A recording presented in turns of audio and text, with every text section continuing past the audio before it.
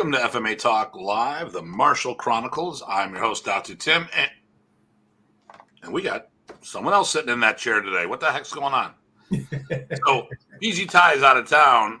Dean Franco was supposed to be sitting there right now, and he was late, and look what happened. Go figure. How are you doing, Master Rich? I'm doing great, Datu Tim. How you been?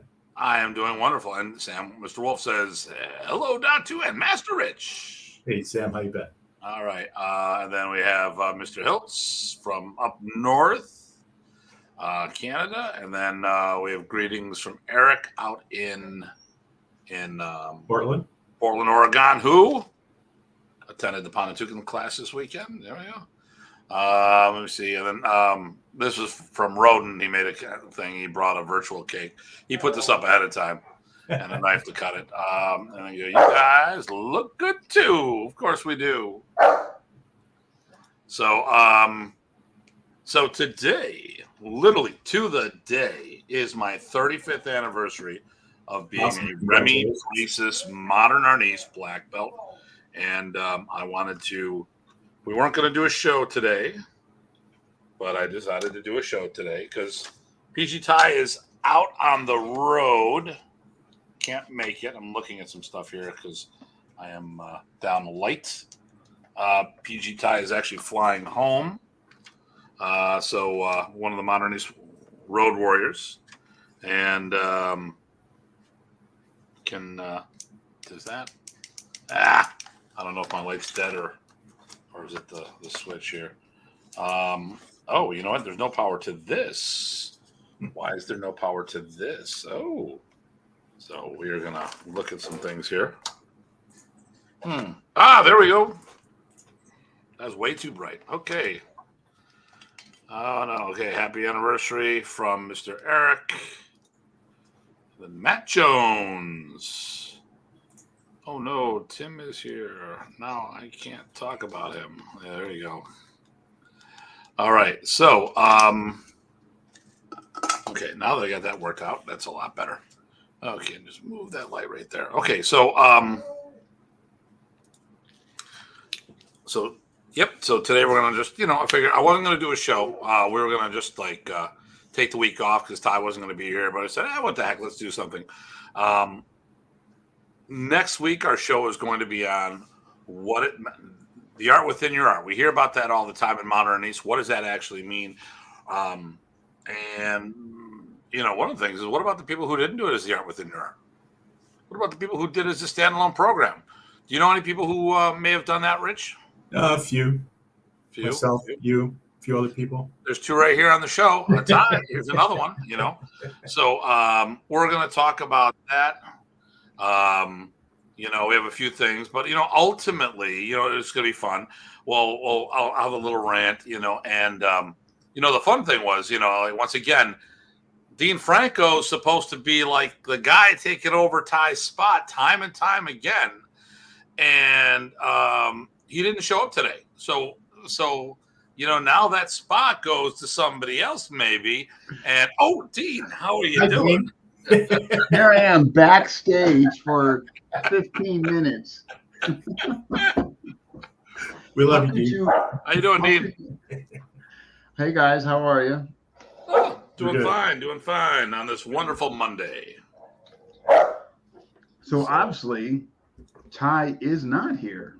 I was thinking Ty was going to be here. We were talking about that again. So we'll recap. So Ty is flying home from Texas. Gotcha. So, and we weren't going to do a show. And then I looked at my calendar. Yep. And I'm like, it's my 35th anniversary. So let's do a show. Because listen, if Dean, who hosts FMA discussion periodically, once in a while when he's not here, once in a while, when he's not here.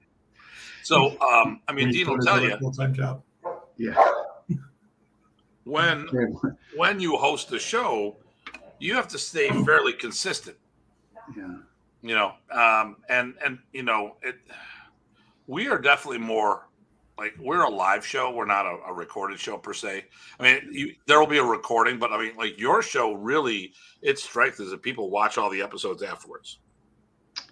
Depending on the guest, like for instance, we had Terrell Richardson just last Sunday, yesterday. Yeah, and we had about, I think at some point it was in the teens, watching.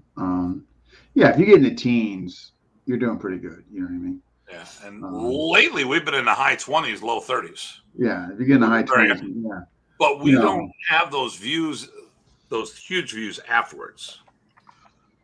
Like your shows, you'll have anywhere from 1 to I mean, well, you've had like what's your biggest viewed show?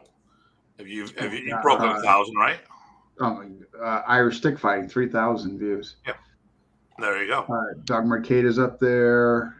Mark Wiley is. I mean, I'm looking at your list right now, and you've got the hundreds of views, and obviously they weren't live. But our shows, we won't have anywhere near as the follow-up, but I think the big thing is we get in front of the people that we want to be in front of. Yeah. But you also, I think also what I don't do is share it to numerous places when I go live. I could. I mean, like I'm starting to share it to FMA discussion and but you shared, like you got a few spots, no? Or well, I have 2 YouTube channels, so which that complicates things. Okay. So like, okay, we did a thing. Why did it all fall apart last week? That was a Modern Arnis thing. Like, why did things crash in Modern Arnis afterwards? Which we're going to talk a little about today, only because it's my tirade, because the show is not a tirade. The show is about having celebration, and you guys are joining me, so thank you for joining. Sure. And then part of it's gonna be Q&A and all this other stuff, whatever, we'll go through all this. But okay, so last week or 2 weeks ago, we did a show on why did the aftermath of Modern Arnis after Remy died, how things went. So I think the highest point, I think we had like 30 people on that one. So on one channel, I have 92 views. The other channel, I have 164. So let's call it 250 views. And what? I'm sorry, which one was that? Why did Modern Arnis fall apart after Remy died?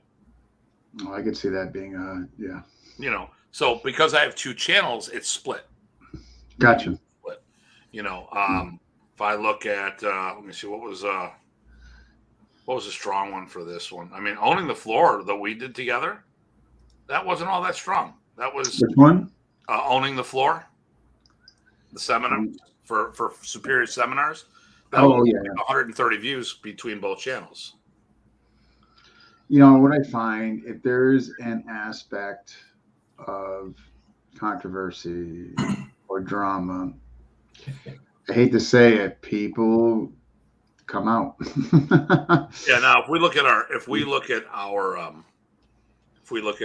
the review of our camp that we did between the 2 channels, I've got close to 300 views. Now that was the camp. The May camp we did for the World Modern Arnis Alliance, Oh, okay. So I mean that was we had close to 300 views between the 2 channels. Let me see here. Team Branco, what's next? FMA discussion, what's next? Let me look at that one. So let me see here. I've got 2 of them. I don't see. Oh, wait a minute. Am I on the right channel? Okay, here we go. So so I had 184 between the 2 channels. I would love to combine the channels. Unfortunately, one was under Tim Hartman, the other is under Datu Tim Hartman, and I lost my credentials at the time. Now I've regained them since, but I built up the Tim Hartman one, and I'm like, well, what do I do? Do I put it on? And there's no way to merge the 2 channels. That would have been awesome if I could. So I want to get to the point, if I can get to it where it monetized, not because I want to make money off of it, I want the views. I'd rather turn one channel into something different afterwards. So let's go here. Boom, boom, boom, boom, boom. So Matt says hello to all. Frank says, hey guys. You guys. Eric, Master Rich, Dean, pleasure to see both of you. Oh, hey, Eric. Did you pay that shit? Okay. 407 is worth of playback. So what mentioned that before? because Renee keeps mentioning 355 and 405. All right, actually, Darren says hello from where is Renee? And okay, obligated rubber chicken salute from Homer, Alaska. Oh, Renee's going to be stalking us. He always does. If he comes on, bring him on. He's just too. Renee, if you're watching, we're gonna come on. Let's make this a party. He's just too entertaining. Yeah. So I want to talk about my rant. So what is your rant this week? So it's about last week's show. Or the last show we did is about why Modern Arnis fell apart, and someone decided to literally say myth busting. But the person, they said they're myth busting our show, because one of the things I said was, and Rich had watched the show and read posts and stuff, we stayed away from the personality driven things that why we all went in different directions. Okay. I went down the path of, let's talk about the tangible things, like the internet wasn't there. You couldn't. Okay, and hello, Mr. Terrell. Oh, hey. And Maria from Canada. Maria. Thank you. And then a great seminar, by the way. Oh yeah, we had a Pontoon rollout this past weekend, so we'll talk a little about that. So basically, what I sat there, because this conversation came up in one of my classes. I have a guy who does Parker's Kempo Karate, and he asked his teacher, why did it all fall apart? And the big part was we couldn't communicate. This was in the 90s. You'd have to dig on a phone, and who had a master list? And hold on. Come here. Let me see hey, Janice. Okay, Mama's not here. That's why. So my furry co-host, not you, Rich, the other furry one. Hey, how you? No, I'm talking about how you dress in the weekend. I'm not talking about that. I'm talking about your outfit. But yeah, he's a little needy at the moment. So we focused on the elements. Now, first of all, there was one dedicated school, full-time school out there. Rich was in a dedicated program. There was only 2 other dedicated schools that we know of in history. Everyone else taught us the art within your art. So that was, to me, that's a huge portion of this. To me, that's still such a, I'd be interested. Well, I kind of know what you think. I'd be interested to hear what Rich thinks. Even though we covered that matter of fact, I've covered it, you covered it, and there's still this gray area. There's still this fog, of interpretation, or who was really who and who was really doing what. Were they sticking within the true lens of Modern Arnis, or was it in fact their material was more based on some of the seminars they went to and an integration into their program, and to me, that still is like this hovering. It is forever question mark. You know what I mean? And I covered it pretty extensively, I thought, as well as them. You did, and unfortunately, you gave people an opportunity to discuss it with you, and they passed. Well, so here's okay. So let me talk about my rant. I don't care if you agree or disagree with it. I really don't. We can piece. Okay, hold on. I'll let you talk, Rich. I'm going to take care of the knucklehead here. Yeah, Dean. And the knucklehead are not you two guys. It's my 4-legged co-host. Your 4-legged friend there. Yeah, I get what you were saying, and I seen what you were talking about, where people, there is that gray area. Who was doing what? There were some attempts to put things in place, which Tim talked about, with some minor regional organizations that were trying to standardize things. A lot of that ran into the not invented here for who wrote it down, or a slight variation. Was there a comma or a semicolon separating the two terms? That became an issue, right? So there was not just personalities, but people thinking others were trying to take over when they were just trying to help Remy, right? Yeah. So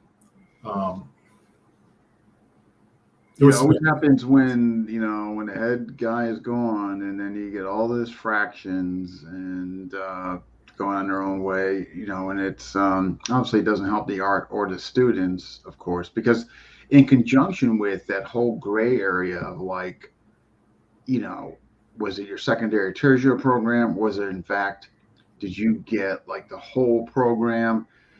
That question mark. But in addition, like the whole aspect, well, what was the curriculum? Like, right. It was this written black belt test. Well, and that's a whole nother and I really made a concerted effort to really try to bring light to this, not so much for the present, but for the future students coming down, so they would have more understanding or semblance of like what the true curriculum was and all that. And it just was like all over. Yeah, so the seniors, when I joined, had a written curriculum down for the schools in the area that were teaching it. And I've got a copy of one of the older versions that's in my fireproof safe in the basement. Yeah, in the safe, in the basement, underground. Yeah, it's fireproof, so, even if the house burns down, it'll still be there, right? But, yeah, and in the mid-'80s, late 80s, I started taking over writing those up and massaging them as we were adjusting what fit better for certain areas, then discussing it with Remy when we was in town. And the seniors were the ones that were doing a lot of the discussions, but until I got black belt as well, then I joined that group of the discussions. But it was a good piece, and the respect goes to those who started it. You know what I mean? Who did the initial attempts. Yeah. So I just think the only way the cloud or the gray area is regarding like who's who and who got what, depending on this, that, the other thing, and in conjunction with the curriculum. Was it the black belt test, or was there actual the only way I think it's going to get some solidified or some context as far as not just historical, but some agreement on it is if folks come together. And I try that, and that's not, unfortunately, I don't think that's just going to happen, unfortunately. Yeah. Oh, there. And which is why I applaud Datu, PG Ty, and Master Rich for trying to get all factions together to share. So here's what I'm going to say. Okay. We had this discussion. If someone doesn't want to agree with me, I'm okay with that. But I think it's cowardly.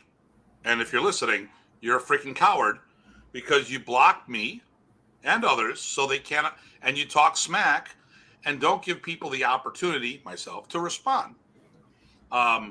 And I see a bunch of the Modern Arnis people doing it right now. And they're, I'm going to take my ball and go home. I do not say anything, and there's people in the martial art community that I have blocked. I don't want their nonsense on my page because it's just venom. I don't talk about them. And here, I'm going to give you an example of how, since I'm the devil, let me tell you what happened in Austria, because I was teaching over there for a while. Alfred Plath used to be with Dieter Kanoodle in the DAV. They were partners all the time. They split. Alfred goes to be. You know what I didn't like about Modern Arnis? All the guys went over when Remy was in the hospital to become masters of Tappy Tappy. And I said, stop that. That's wrong. And I told the timeline. First of all, and I've been very clear, Amat to me is just a consolation prize for me becoming Datu because Remy only promoted them to 5th degree, not above me. And you can't say that it supersedes rank if they got a rank promotion. It makes no sense. And the problem is when we have all these discussions, people cannot separate emotion from logic. Okay? Yeah, that's for sure. Here we go. Let me ask you this, Dean. Okay, you're a 6th degree black belt in our art. Okay, Remy promoted me to 5th degree and Master Tappy Tappy, and now I supersede you. No. Does that make any sense to you? No. I mean, Why? based on Why doesn't that make sense to you? Well, based on the belt structure period. The belt structure period. So there was a whole bunch of people that were 3rds and 4th. 2 were already 5th. They were all brought up. Those who weren't 5th were brought up to 5th. And then they allegedly 5th degree black belt was a junior master, which makes no sense because senior master was 6th degree. Well, it wasn't 6th degree. It was one person, Dan Anderson, who was 6th and then got senior master, but no numerical rank promotion. Most likely it was because they didn't want to give him a raise, so you give him a title. So then they said 5th degree is no longer junior master. Well, if it was junior master, I would have been one because I was a 6th. Any rank-driven title I would have had. Like, Danny Terrell's here. Love you, Danny, by the way. Love you. Emotionally always overrides logic. Subjectivity and emotional. And if you talk about bikini tertia, every level has a title, right? So if I had, if junior master was a title based on a rank, I would have had it. What it would have been, anyways, logically, why would 6 be senior master, which it wasn't, it was just Dan, and why would 5th be junior master? Wouldn't it be master, and then 4th degree would have been junior master? Once again, logic. But they were talking to a guy who had sorry, 5th is still below. Yeah, exactly. Argue that, Eric. Exactly, Eric. I was thinking maybe the new math had something to do with this. Yeah. So, you know what the problem is? Just based on what you're telling me is going. Okay, so they have a belt structure that he's using, which is obviously fine. But now you're putting the master stuff in there. So now there's already going to be like, okay, who falls where and who trumps who, and and that's the game they tried to say that the title superseded things, but if the title superseded rank, then they wouldn't have been promoted in numerical rank. Only to 5, which was below me, and why? But that's a whole other story. So what had happened is 2 people in Tunisia were promoted. Remy was having signs of a problem there physically, where he was wearing clothes inside out, upside down, and backwards. He had some equilibrium problems. I do believe that he was going to promote the title, these people, to Master of Tappy Tappy, but it's never been publicly verified what that actually is. And a guy we knew back in the day said, well, I'll tell you where the title came from. Well, what was that?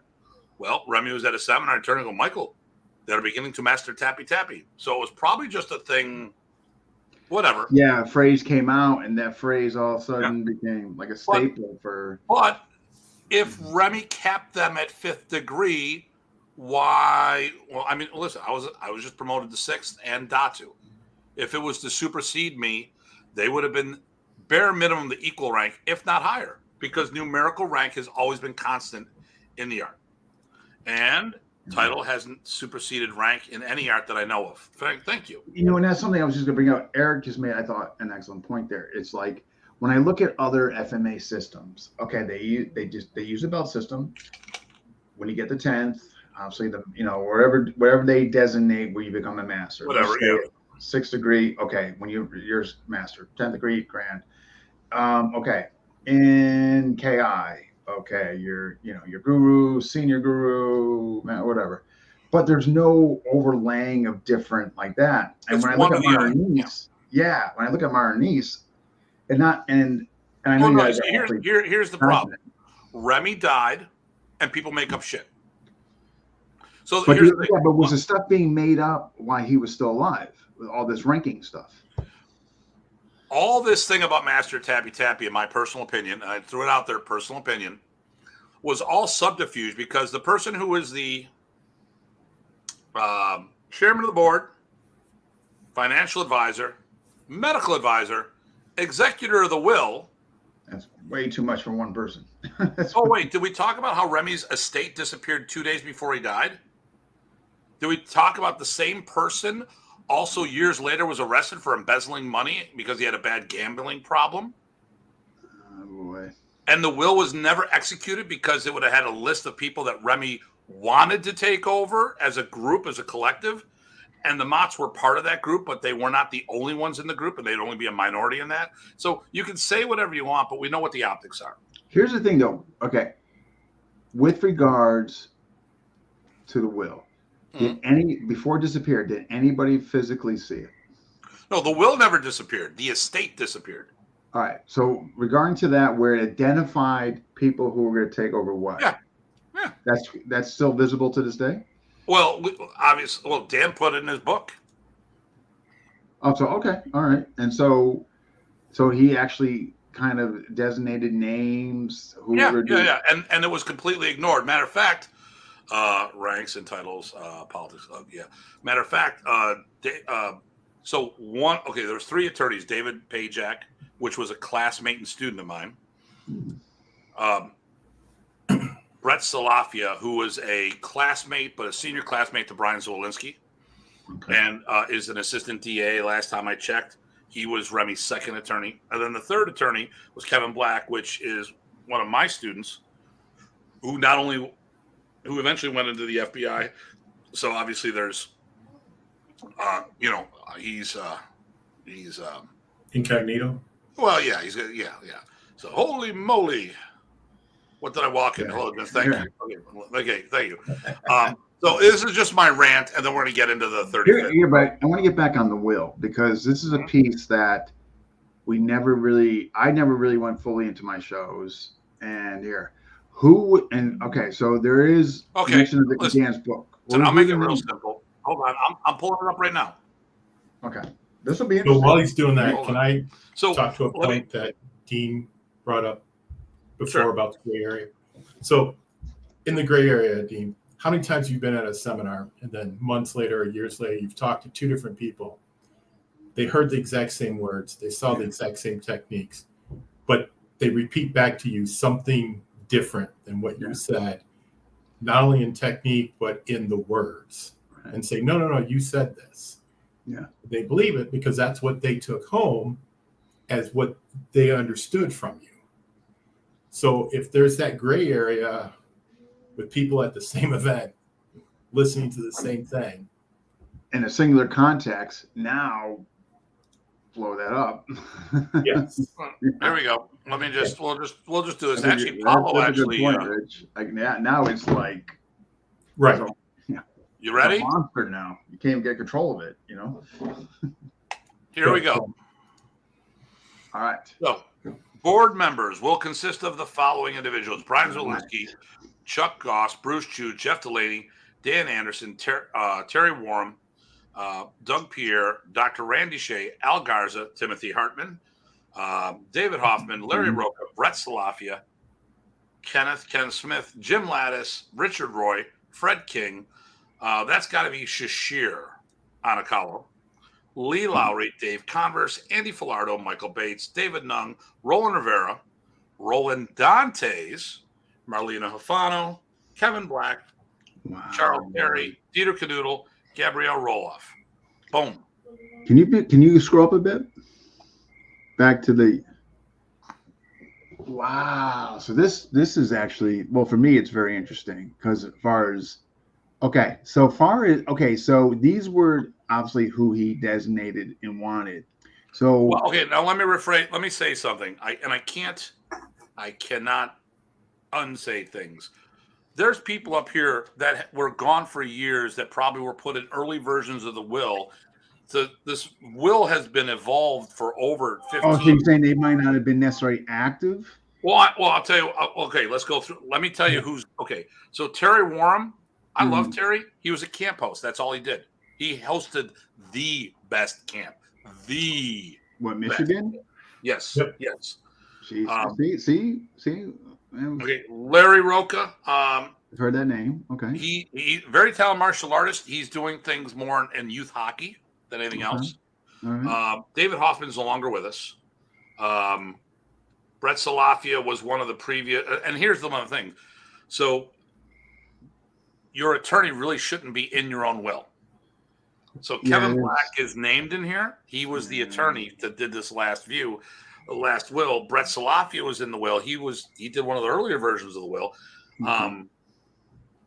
But the only Filipinos, when I say Filipinos, I'm talking residents in the Philippines. There's only one, and that's Roland Dantes. Yeah. Shashir, I'm not sure what his residential. He's got He goes to the Philippines, he goes to Vancouver, and he goes to Florida. So I don't know where.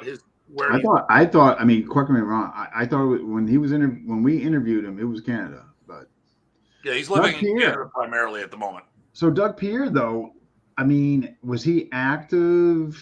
Oh yeah, no, Doug would show up to events. He was no, he was. Okay. But so here's the ones. Let me see here. Let's see. Lee Lowry hosted him, right? So Bruce Chu's there. Bruce took himself out because there was a problem. It was dealt with, but he kind of felt embarrassed and took himself out. Oh, he shouldn't have done that. But I know. Listen, yeah, that's too bad. Something went sideways, and his alleged Modern Arnis friends dropped him like a bad habit. That pissed me off. Yeah, that pissed me off. Bruce and I have never been close, but I've always liked Bruce. No, I mean, well, you know how I feel about Bruce. I know. You know, and you can talk to him more about this, but you should ask him. I go, I will when I see him next time. Yeah. There were people that dropped him like a bad habit that they would be very buds with, and I'm like, dude, that's not right. If there's a problem, he's still your friend. Yeah, you know what I mean. You just so Larry probably wouldn't have done anything. Where is it? Fred King had been gone for years. Okay. So he was actually the one that introduced Dan Anderson to Remy. So that was, in the 70s we're talking. So he was obviously West Coast then, right? Yeah, Lowry had retired. So Lee Lowry retired like what? Mid 90s. Huh? Mid 90s. He sold the school, the whole deal, mid 90s? I don't know if he sold it or just shut it down. I know, there had to be. When I went to that seminar when I was working for the state, we were at his facility, and it was yeah, you know what though? Actually, it was around mid-90s. Yeah, because he wasn't hosting Remy in those days, and I'm not saying that in a negative way, because when you look in the mid-90s, you're going to see more. Remy was there. Remy walked in, so he had Remy there. Troublemaker. What's that? Yeah, Shashir Nakalo. Yeah, that's probably Cesar Ancala, because people probably didn't know how to spell his name, or is that somebody, or it could be somebody else. I don't know. I'm always assuming that's Shashir. Maybe that's not Shashir. Cesar Ancala. Because if you look at Shashir, the way if you look at, I don't want to see here. It could be somebody else. Could be somebody else. Okay, so Dave Converse, Michael Bates, So Michael Bates is still active, correct? Or no? Yeah, I mean, he also does that Hall of Fame thing. Okay, so all right, so what you're, I guess, in short, half the list is either wasn't active at the time. Or... No, not half the list. I mean, okay, like I said, Bruce kind of stepped back. There's one. Terry Warm. He was. See, here's the thing. Remy wanted to include everybody. No one was going to see the will on this list right here. I mean, that's a lot as far as who you want to do what. Yeah, but you also notice there's people who are not on the list. Yeah. Okay. Here's a question for you. Not taking anybody out of this list, who would you made inclusive? I think the question, Dean, I didn't hear. So not necessarily removing anybody from this list, but who would have you guys had in here? I would have taken people off the list. I know, but we can't. I know. No, I wouldn't have put. Let's go from the reference point. Who would you had in here? Not so much switching, removing. So I like the idea of Terry being in there because his input would have been from the aspect of organization, running a camp. It would have been good for continuity. It would have given him the prime location for continuity. And therefore, his input would still be respected and treated well. I'm sorry, that was again who? I'm sorry, Terry Warham. Okay. The camp host. So that's right up here. I wish I can't highlight at the moment. Okay, so Terry Warham. Well, listen, I don't think. Okay, of those who were active at the time, I don't think there's any more names that you would like to have seen in here? Okay. No, I don't think. I think there's too many names already. Yeah, I mean, for face value, it appears that way. I was just curious if you guys had folks around that time that were incredibly active. Any other names that were usually hermits or had tired of the politics and already removed themselves from that environment. Well, here's the thing. There's a bunch of people that I would say,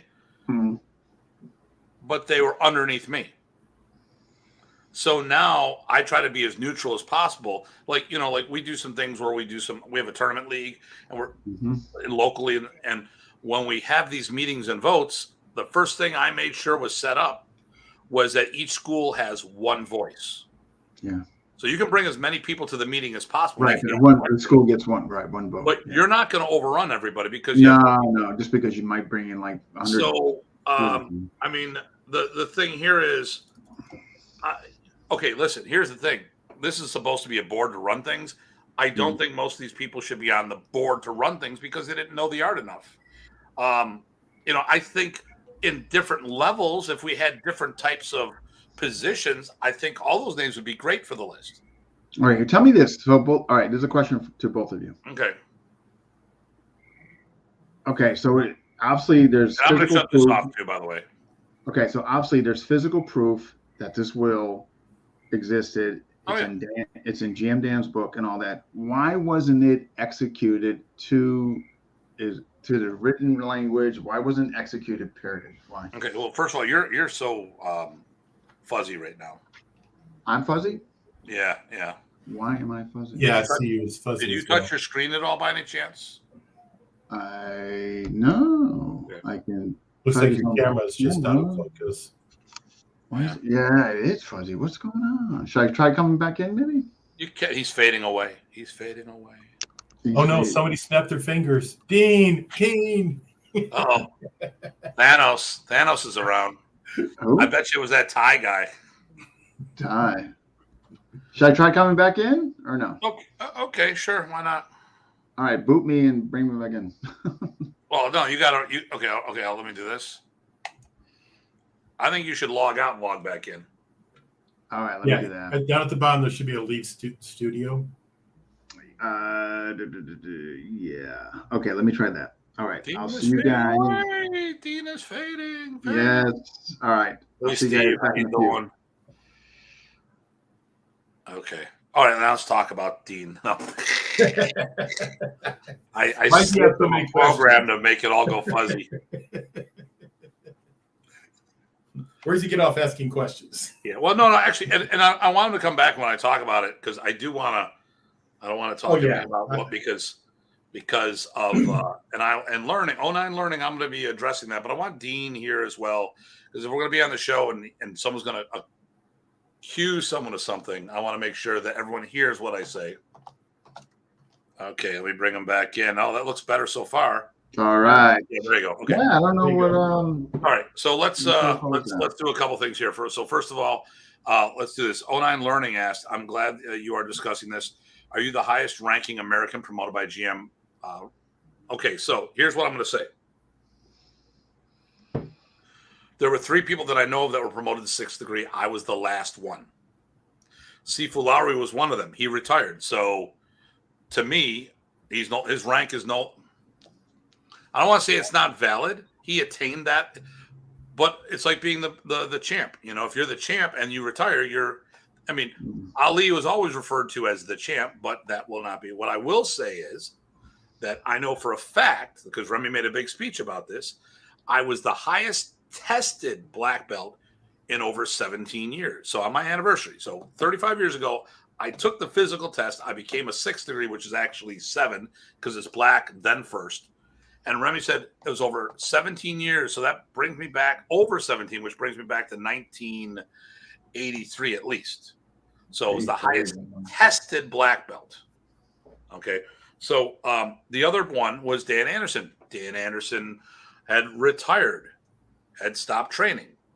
And, Remy told him at the end because he was close. Dan was close enough to go visit him where his hospice was.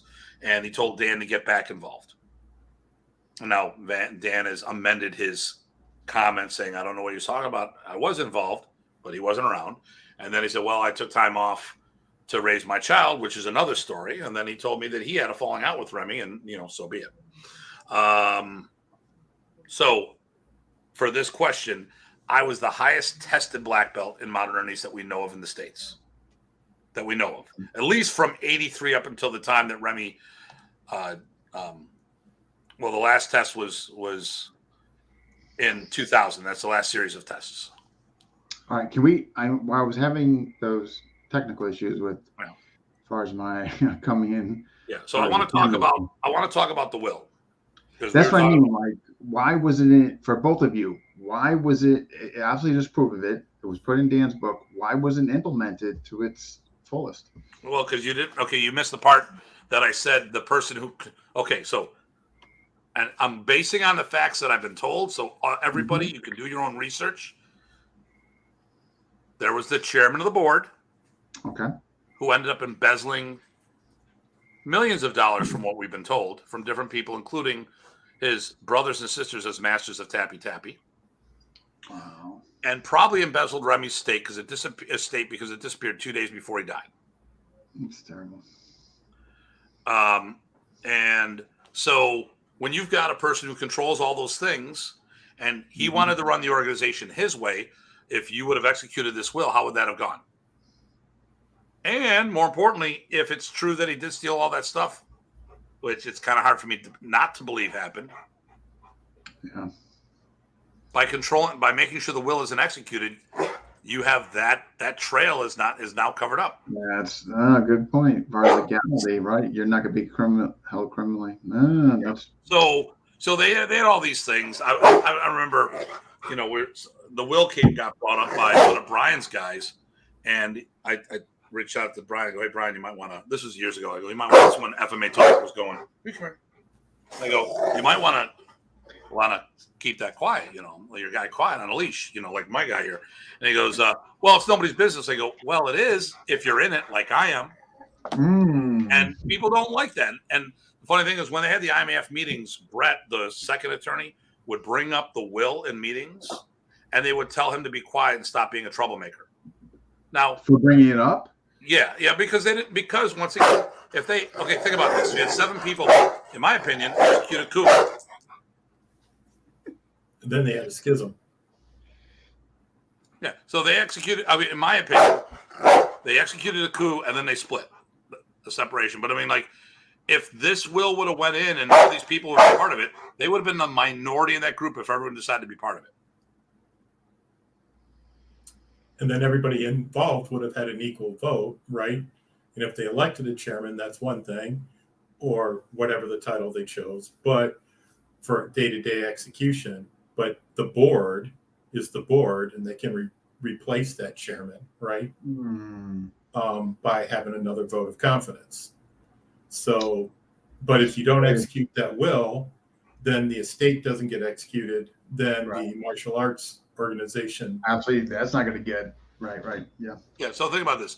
Remy will, and this is the thing I'm going to point out, because there's a big misunderstanding of things. The organization was a U.S. based group. Okay. None of the Filipinos were included except for Roland Dantes. Right. Now there's Filipino Americans on here. Yeah. But it was all based. The people who were supposed to be in charge were based here. Yeah. Were based here. So the IMAF Philippines was a Philippines chapter of the main organization. And they only started in 1999. Here's my next question for both of you regarding the will. Do you think things would be dramatically different, whether negatively or positively, if that will was in fact put in place? Rich, you go first. I still think eventually there would have been some splitting, given some of the personalities. But I do think there wouldn't have been a quiet wall from those who were, quote, in charge. And some of them believe it because that's what they were told, right? But that's not what was in writing for the executable. And so I don't have all the pieces. Okay, got it. But to me, I think it would have been a little bit better. You could have coordinated, you could have supported a unified organization, and then had like a coalition of those members still working and teaching. And then obviously if there were any right promotions, the board would have to agree to it, right? But yeah, that's what I mean. It seems like if I had to guess, I would be guessing what you just mentioned, but it seemed like it would have given some governing aspect so people go off the radar or go amok. I mean, at least there's some accountability where now, like granted, like to your point, people, there probably would have been some splitting inevitably, right? Some people would just left or what have you. But overall, it seems to me that it would have gave some collective aspect to how you guys are doing things and that. Or Tim's laughing. Okay, so Renee. Okay, Renee's on there, so we'll talk about Renee in a minute here. Oh my God, we gotta get him. We gotta get him on. Let's take care of this first. We're in the rant. Yeah, we'll take care of this first. we got to finish the rant. So Jim and Judy Clapp have been gone for years, and that's why they weren't in the But then again, Fred King was around in the 70s and stuff like that. Okay, so I don't know what rank Dean Stockwell was. Not sure. Now, here's the thing. If the will was executed, we would not have this, the Masters of Tappy Tappy above and beyond everything else. So there would have been, so you're saying there would have been some improvement, right? I think there would have been, okay, listen, we would have split. There's no question that people would have gone in different directions. Yeah. Remy was the magnet and the glue that held us together. Okay. And there's nothing wrong when people go, because, listen, it's like a head of a family. Or you have someone you go visit centrally and that person is no longer there, whether they move or pass on. Well, now you don't go there anymore. Maybe, like where I'm located, a lot of guys come from all over the place. Now, Craig just went down to a camp with ties, and those guys, that was 12 hours for him each way, so he might not make that, but coming to Buffalo, it's only a 6-hour drive, so that's an easier hit. Hold on one second here. Renee, check your message. Renee, check your Facebook Messenger if you're still watching.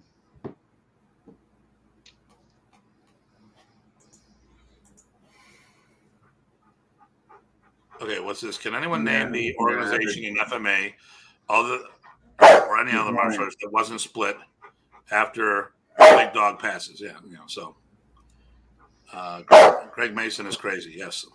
Driving 12 hours? Well, he would do 12 hours in a day. He'd come down in the morning, train with me, and go home. Yeah, not He'd this guy. 9 hours because I'd go to Detroit to see. Wow. Uh-oh. So, Rich, it sounds like, like there would have been some improvement on status quo today. Granted, that would have not ceased, or some of the splitting and people leaving, doing their own thing. I mean, that's inevitable, of course, Well, here's what I would say. You had some people. Yeah. Okay, so this goes down to so my rant was we weren't supposed to talk about this, but the rant was about why things. I've just never seen that will, so it was interesting for me to see it. So here's the thing. People didn't agree with the show, and they're trying to myth bust things. Okay, Ty and I decided to focus on the less negative aspects of things. So without the internet communication that we have today, let's think about it. If Remy would have passed away 2 years ago, so where would we be today? And and listen, and here's the thing: people could pick up their phone, which is more powerful than a computer was when he passed away in 2001. You could do a Google search from your phone, or any kind of search from your phone, to find other Modern Arnis schools in your area or where the next one is. Right now, I mean, think about that. People weren't using computers back then the way they are today. Smartphones didn't happen until like 2005, or phones with the internet. The internet, yeah. Yeah. So, I mean, we did this back when Chris was shocked. Chris Chu was shocked that the East Coast director didn't know who his father was. And I'm like, well, why would he know who your father was? I mean, the thing is, we were all nobodies. Okay. Yeah, pre-internet, right? But when you look at say, well, how does he not know this? Well, let me see here. In 2001, cell phones started to have internet. Facebook was 2004. That was just a college thing. YouTube was created in 2005. Instagram 2010. Okay, if we had this shit while Remy was around, it'd be so much easier for us to network and find people that we could work with. So let's say, hey, I don't like the powers that be. Fine. But I can find somebody else I can train with. Sure. Back in the day, back then, we all picked up a magazine to see where Remy was. No, I know. And you probably saw Black Panther tapes. And then he died. Yeah. So then there's no more seminars. Right. So, I don't really, so we, instead of us focusing on the stuff with the will, focus on the egocentric nonsense that people were we got to kiss the ring and all this. Brian made a big comment about, the IMF wanted people to kiss the ring. Well, you were part of that at that time, Brian. You were part of that for 15 years. Yeah. And if you're either part of the problem or the solution. So taking no action is an action by itself. If you allowed that to happen, you're an accomplice in all that stuff. 100%. So these are the things now. And like I said, I don't care if people agree or disagree. We decided to go, like I said, a better route on this. But don't make comments and block me so I can't respond, because I don't do that to anybody. Yeah, I'm sorry to bring it. I was just curious. Like, I've always heard about this will. It was just kind of nice to. Well, now you've seen it. Well, now you don't have to buy Dan's book to see it. Oh, Renee is waiting for Link whenever you're ready. He's ready whenever you're ready. Oh, you bastard. I knew you were going to do that. So, but no, I thank you guys. It was it was interesting for me because covering Modern Arnis in the series and just having a multitude of guests on that were talking about it. I've always heard about the will, but never saw it or the names involved. So this gave some clarity, definitely tonight, just seeing it. Yeah, and if you look, that will it was a copy of the will. It was mailed up in 2003, so there's an official stamp. So that's the way it was. So okay. So so I mean, like I said, that was the only thing. Of course, that became a big thing. I just listen. If the will would have been executed, and think about some people that in Modern Arnis whose names aren't in the will. The problem, we ran into things and people trying to say, "Well, I should have been the guy." I go, that's why I was bringing up the goddamn will. If there were folks that you guys thought that maybe should have been there that were omitted, Nope. No, because it was too. Okay, here's the thing: 27 names. That's way too much. No, that's what I mean when I first saw that whole list. Like, I mean, I'm thinking like it was gonna be a list of like 10 or 6. No, you know what I mean? But Remy didn't want to exclude anybody. He didn't want anyone to feel left out. Yeah. Oh, you bastard! You suck, Renee. What do you say? Not Tim. That's what he did. I thought he had a numerical like 355 or 404 or something. Oh, that'll be next. Come see this episode. Who is 355? Who's that over there? But now, you started a trend, Renee, because now, what's his name? Where is it? Kurt. Kurt's talking about episode 407. That's a highway up in Canada. Then all of a sudden it dawned on me, wait a minute, no, it's probably his episode. That's a very expensive highway in Canada. Yeah, oh my God, and I got a transponder to take that, and oh my God. Sorry, we're at crazy o'clock in my house, so there might be some running up children in a second. Oh, I've been dealing with my furry four-legged children here too, so barking, growling. I can't wait till I get the studio built in the basement. That'll be awesome. There we go. What? Come here. Uh-oh. Hey, does this kid have a waiver to be online? Come here, maniac. Has a consent form? Come here. I know you're super thirsty. Here, come say hello. Hey. Hi. How you doing? This thing, how you doing? Is that the kid that got the sticks I sent you? No, that's this one. Hey, River, come say hi. Hi. Hey. Remember you got some little pair of sticks a long time ago? Yeah. Yeah, that was for me. That's the gentleman right there that got him for you. The guy with the big hair. Yeah, he has crazy hair days. That's at his school. Yeah. Yeah, that was yesterday.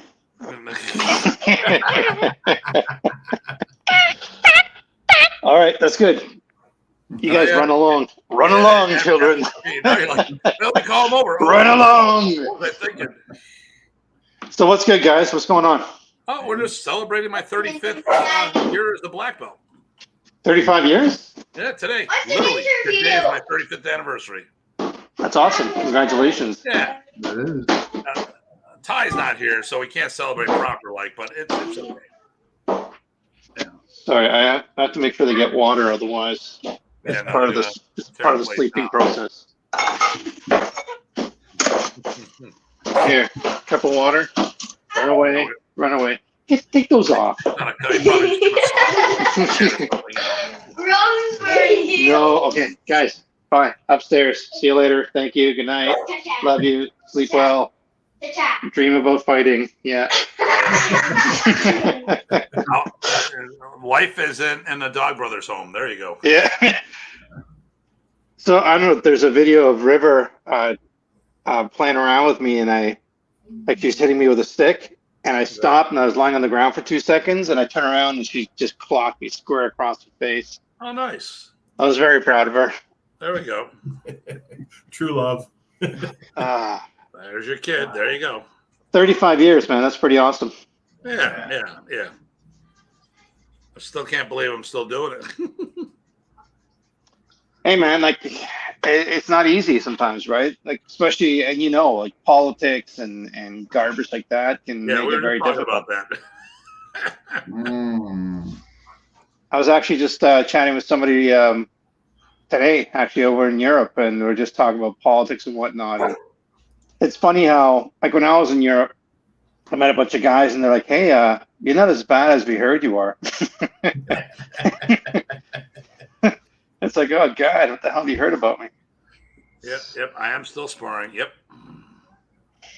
Yeah, well, yeah. Well, we know how that goes.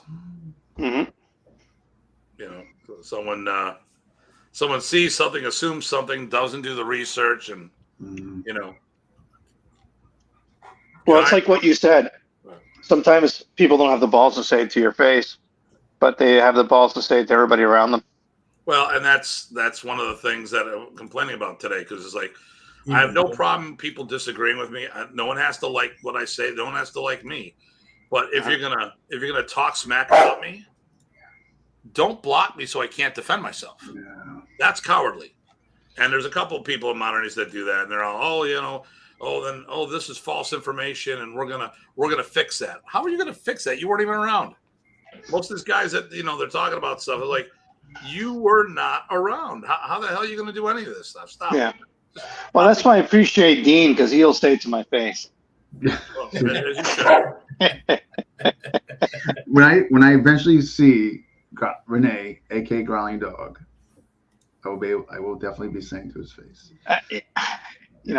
He's one of the only people that say, you know what, Renee, 355 was not as good as 404. Ooh. 404 was your second. I gotta be honest. I cannot get through the whole episode of 355 without shedding a tear. I can't. Is that what it is? I'm telling you, I cannot get through the whole episode without shedding a tear. We should have made this into a mini series, because it is a lot of information. Yeah. And just the comments and just it's overwhelming. You know what I mean? Oh my God. Yeah, someone actually asked Guru Dan, what'd you think about 355 and Renee, and he said, who? It was just so overwhelming for him. he didn't have words for it, right? No, he actually got Joel to send me a message saying, hey, he just doesn't like talking about that kind of stuff in public. There we go. He couldn't even do it himself. He had to have Joel do it. No, again, it has to do with politics, right? He doesn't want to get involved. Oh God. Who invited this guy, Dean? Yeah, that's what I thought. I'm sorry. I just can't. He's just too funny. I thought he'd be a nice addition to your celebration. It could get more crazier because you know who else could be here? Who's that? Paulo Rubio. Oh my gosh. Oh, that would okay. be like, Here we go. Chris Chu. Good evening, gentlemen. Hey. Good evening, Chris. Hey, Chris. Say hi to Dad. Yeah. I love that guy, Bruce. And then I think it was pretty clear when the old man died. Tim was okay. his right-hand guy. Others had more time and were a bit. We're a bit active at that time. Tim was the most active I know of it, and was out of the look. Yeah. So here's a question for you, Datu. Mm-hmm. With this, what Rocky just mentioned, was that generally perceived by the rest of the hierarchy of Modern Arnis? Was it, or they just didn't want to admit it? But was that a general? That would be the latter. What's that? That'd be the latter. That it was known, they just didn't want to admit it or give credence. Well, yeah. I mean, listen. So if there were 7 people that mastered tappy thing, most of them hadn't produced black belts. I produced 31 black belts, and some of them which were the same ranks as these guys were before the tumor promotion. Okay. If we're talking about my people, okay, I had students that could have easily been in the same group as the Mots, but they were in my school. So Remy wouldn't do anything to undermine my school. But if my guys had relocated to somewhere else, they'd all be masters and stuff of that nature. They would easily be, because if I wasn't teaching at camp, they were teaching at camp. But the thing here is, and here's the thing, you know what? Okay, we'll talk about logic. Here's the hard thing that people would, it's hard to swallow. I was the only okay, no, I'm going to rephrase that. There was a small handful of people that were dedicated to doing Modern Arnis as a primary system. And these guys weren't it. Oh, because they were doing as a supplement. Okay. Karate, Taekwondo, fill in the blank. Gotcha, let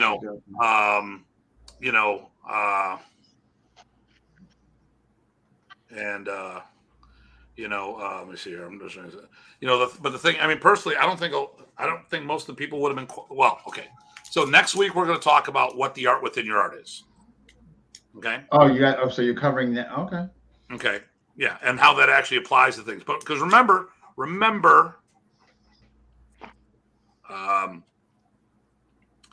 that was a phrase that Remy used to promote the art. Actually, the magazines used to promote it over here. I don't know if Remy came up with that motto, but in the Philippines, it was Modern Arnis. It wasn't the art within your art. It was a standalone program. He was in the school systems. He was with the military. He was with law enforcement. He was the machine that helped save Filipino martial arts in the Philippines. Documented, not fictional stuff. Another thing that a lot of people don't like admitting to in the FMA community. Well, Remy was okay, but Remy saved shit. Stop that, Rich. Yeah, Remy was from the elementary system on off. Marcos even wanted to take it over and use it as a youth organization for him, similar to what others had done in Europe, and to use that to create a foundation for obedience and following. Remy didn't want that, so he resisted. He ended up leaving the country. But so when the dictator president of the country wants to take over your organization, you must be doing something right? Yeah. Well, doesn't that kind of happen with like evolution and growth too? I find, like, even for example with us, with the Tye brothers, when Arlen and Eric went on hiatus, if it wasn't for Mark Denny, it would have sunk, right? It would have ended. And then as things start growing and we start going global, dare I say, he wasn't given that credit anymore. It was more like, they just took it for granted. Yeah. So personally, okay. So Modern Arnis is a standalone program, but what Remy's genius was also his downfall. Instead of trying to compete with other schools, he taught schools how they could adapt this to what they're doing. And if you think about the art within your art, really is just another way of saying cross training. Look at the BJJ guys. They added ground game to people that were all strikers. If they wanted to go all in, they could. But some people just went and put a little ground element. They still taught their karate, their taekwondo, the whatever. Yeah, something like that. Yeah. So it was just more of an enrichment program. And unfortunately, most of the people who did Modern Arnis it's a secondary, tertiary system. So based on that, I don't think most of Remy's students were qualified to take it to the next level because they didn't do it. And here we go. Well, Jeff didn't write it. It was part of the article, but it was a different one. I was mentioned as Modern Arnis Next Generation, in black. Way back in 1998? Yeah. So obviously you must have been extremely present and active for that to even be mentioned. Okay.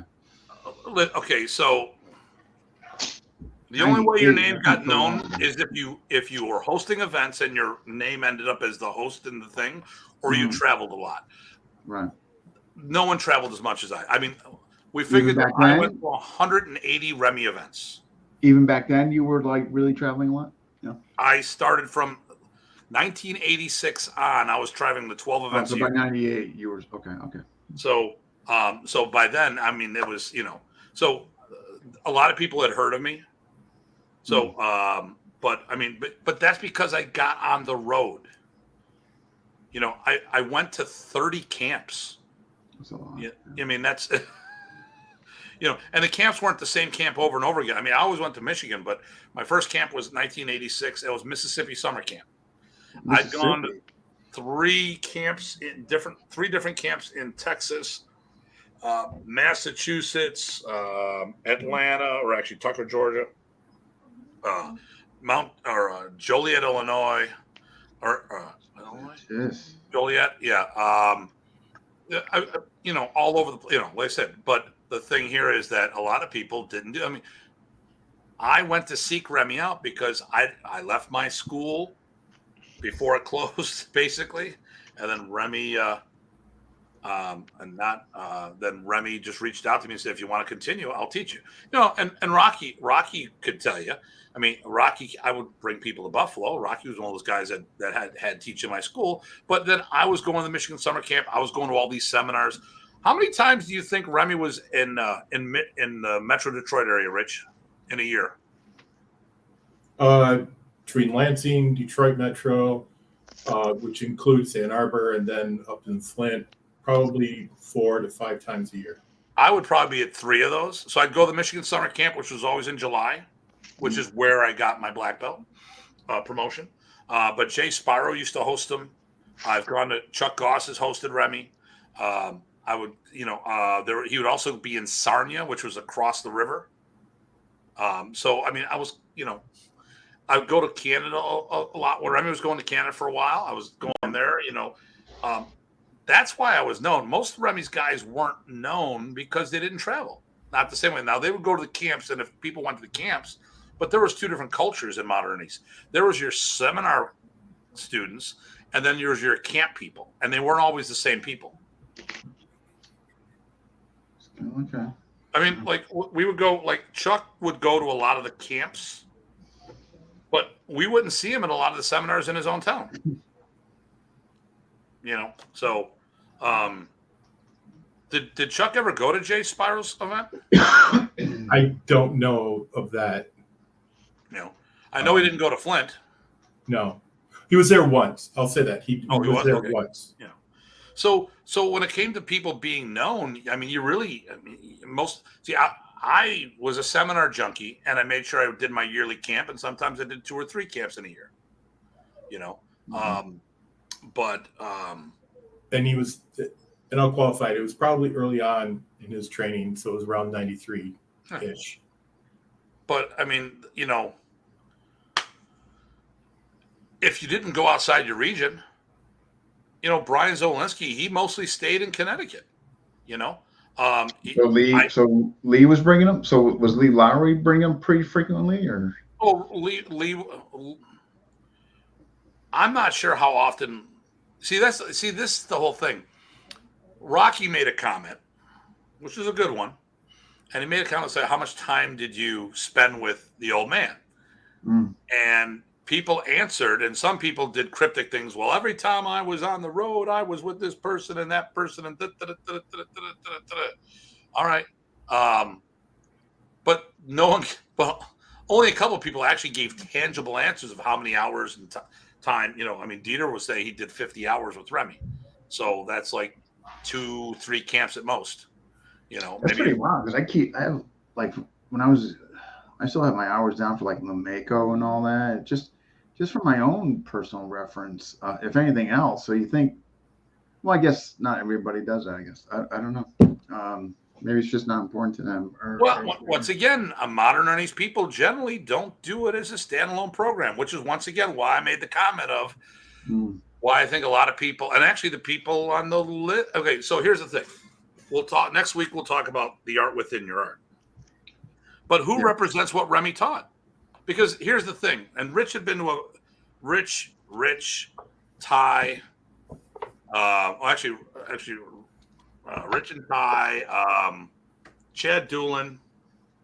There's a handful of us that have been in for a long time and went to a whole bunch of places. The combination of the two.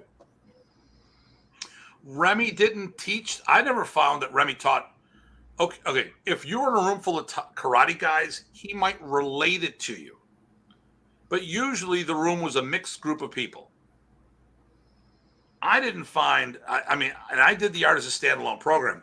I don't think he ever taught it different to the room, as in like, okay, I'm teaching it as the art within your art. He just taught the art. Yeah.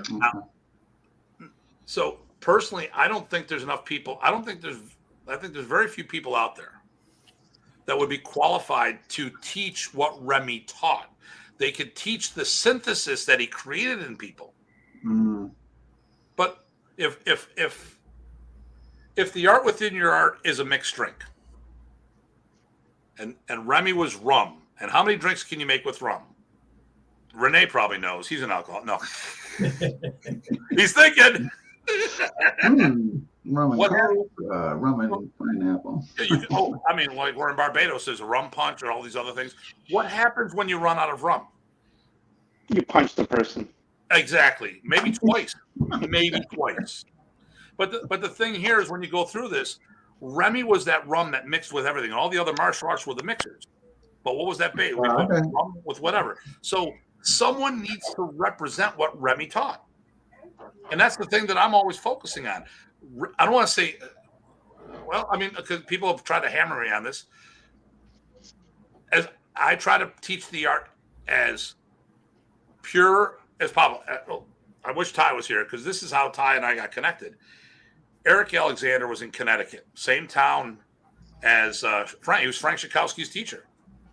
And they had me out for a seminar. I'm like, why did you, in 91, I'm like, why did you have me out? You got Richard Roy, you've got the claps, you got all this other stuff. And they're like, dude, I need the art as pure as possible. Richard Roy is as talented as he is, puts as much Tai Chi in the system as possible. I want it to be my choice. I don't want it to be blended. So when I teach my modern, I teach my modern. When I teach my Blintwalk, I teach my Blintwalk. When I teach my Sikran, I teach my Sikran. But I also tell people that if you want to watch me in certain arts like my Kuntao or Sikran, my classmates are probably a better expression of it because when I do me, I got all that blend in me. Can I teach it? Sure. But when I demonstrate certain systems, I just can't separate from others. Hey, Datu, you got a couple questions coming in. All right, let me see here. Alex. Oh, I just want to make a quick comment to Renee. Hey, Renee, when are you going over there to do your thing? August. Is that Because I Finland? want to do an interview with you and those guys over there. Yeah, for sure. Yeah, August 26th, I'm heading out. Yeah, just let me know. Like, Do you have a flyer? There is one that's been put out. That's for Finland, right?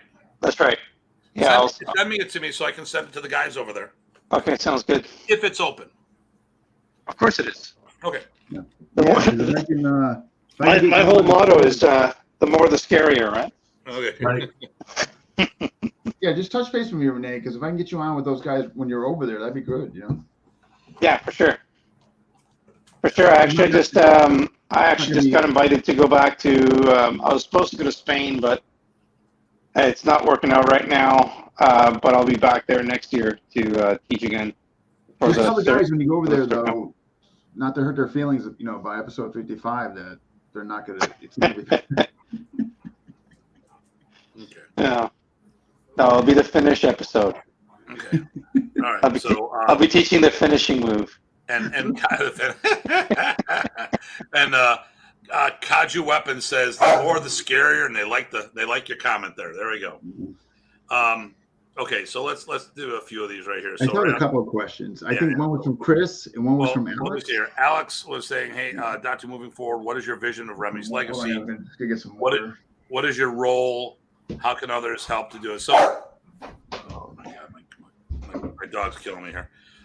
So, as far as help, we all got to go out and swing a stick and share the art. And Rich has been around me enough to hear me say, we're all Remy successors. No matter as long as whether it be the highest ranked black belt or the newest white belt, using a belting system. Everyone helps contribute one way or another. As far as how to that going, the best thing I think is figure out what you're looking to do. Do you want to do this as an enrichment program, or do you want to do this as a standalone? Where we teach both, but we use the enrichment program as a gateway program to get people in. So the cross-training mindset, the art within your art, is a good way to get people into the art, but then having a system to take it to that next level afterwards. Let me go back here. Okay. I'm not sure, Rich. Name. Okay. I'm not sure what names. The only ones that were actually Filipinos who would have spent time was either Shashir or Roland. Attached to Ferdinand Marcos. I think they were talking about the Ferdinand Marcos thing. Okay. Yeah. Rich is okay. Rich hair matches the blinds. Yeah, he does. There's a comment there. I'll wait for Renee to say something. Okay. And the hush falls over the crowd. Nice. Okay. Should I say it? I have hair. Well, there we go. There we go. Okay. All right. So my dad told me many stories of him seeking after Remy. That's where it got the real training. He says, "Yeah, I mean, listen, you had to seek out Remy. The cool thing, okay, if you just did the seminars by you, you got the status quo. If he saw you around, he would take you to the side and give you. Actually, I got pretty much semi-private seminars. Like we would do a seminar, and I remember Kevin Black and I would be at the seminar, and Remy would say, he'd take us aside, you do this, and actually, Ty's got footage of this with him, where Remy would teach you guys something completely different than everyone else in the room. Hold on one second here. What do you want? Oh my goodness, my puppy. Were there any Canucks that were training with Remy at the time, or? So Michael Donovan out of London, Ontario, had a decent cadre. Actually, he was probably the highest concentration of modern and primary art. So he was a Tracy's Kempo guy and blended the two together. And he had a whole slew of people who graduated in Modern Arnis black belts. So so that's that. Let me see here. Okay, now I'm going to get to the next question here. Comment. Okay, Datu, question. When would you qualify the finality of Remy's art? Because there was, Modern Arnis in the 70s, then there's the 80s and 90s before he passed away. I'm just trying to understand what is pure. What are you doing? It's not that. It's the comment about pure isn't about the era. It's about how you addressed it. So there's plenty of open hand combatives in what we do, and most people put time into training. I would do a lot of. Okay, here's the tough guy, 170-pound lapdog. You gotta love it. So Rich, Sorry, Tim. I got to cut you off there for a second because this is 16 pounds of apex predator. and my guy would probably like woo and try to play with him and then like run away and then play with him because he's a big softie. Here, Rich, you and I have talked about this on a couple of occasions. Let me get rid of him and see if you can fill in on that a little. So, Chris, I think there's some terms that some people use where they talk about classical on our knees, and that comes up through the 70s. In the 80s, and it was a transitional decade, I'll say, where he was rolling out more and more and trying to find ways in different drill sets to teach people to move differently. And then in the 90s, when he started rolling out some of the drill sets that turned into Tappy Tappy, I think that was where he started being able to get people to move. Now, nowhere in there does he violate his principles or core movement strategies, his techniques, and or rules that he did have, such as don't get hit, put a block up, hold your block a certain way. But there were certain concentrations. Some of that had to do with the exposure to other art. Some of it had to do with what was popular at the time. But in some of the discussions I had with him, his comments were, well, learn it all, because you'll never know what piece you need to teach to a student so that it connects with them. You can get it from one piece, they might get it from a different piece, where the concepts overlap, the techniques overlap. And I'm not trying to hedge here on you, Chris, because I don't think those who just trained in the 90s have as much exposure in some of the stuff that was taught by those who learned in the 70s. The same thing is true for those who taught in the 70s. They didn't see some of the things that were in the 90s. Could they have sparred against each other? If they were spars, probably. It would all depend upon the individual and what they brought to the table at that day. That's my opinion on that. So, did we talk about purity or?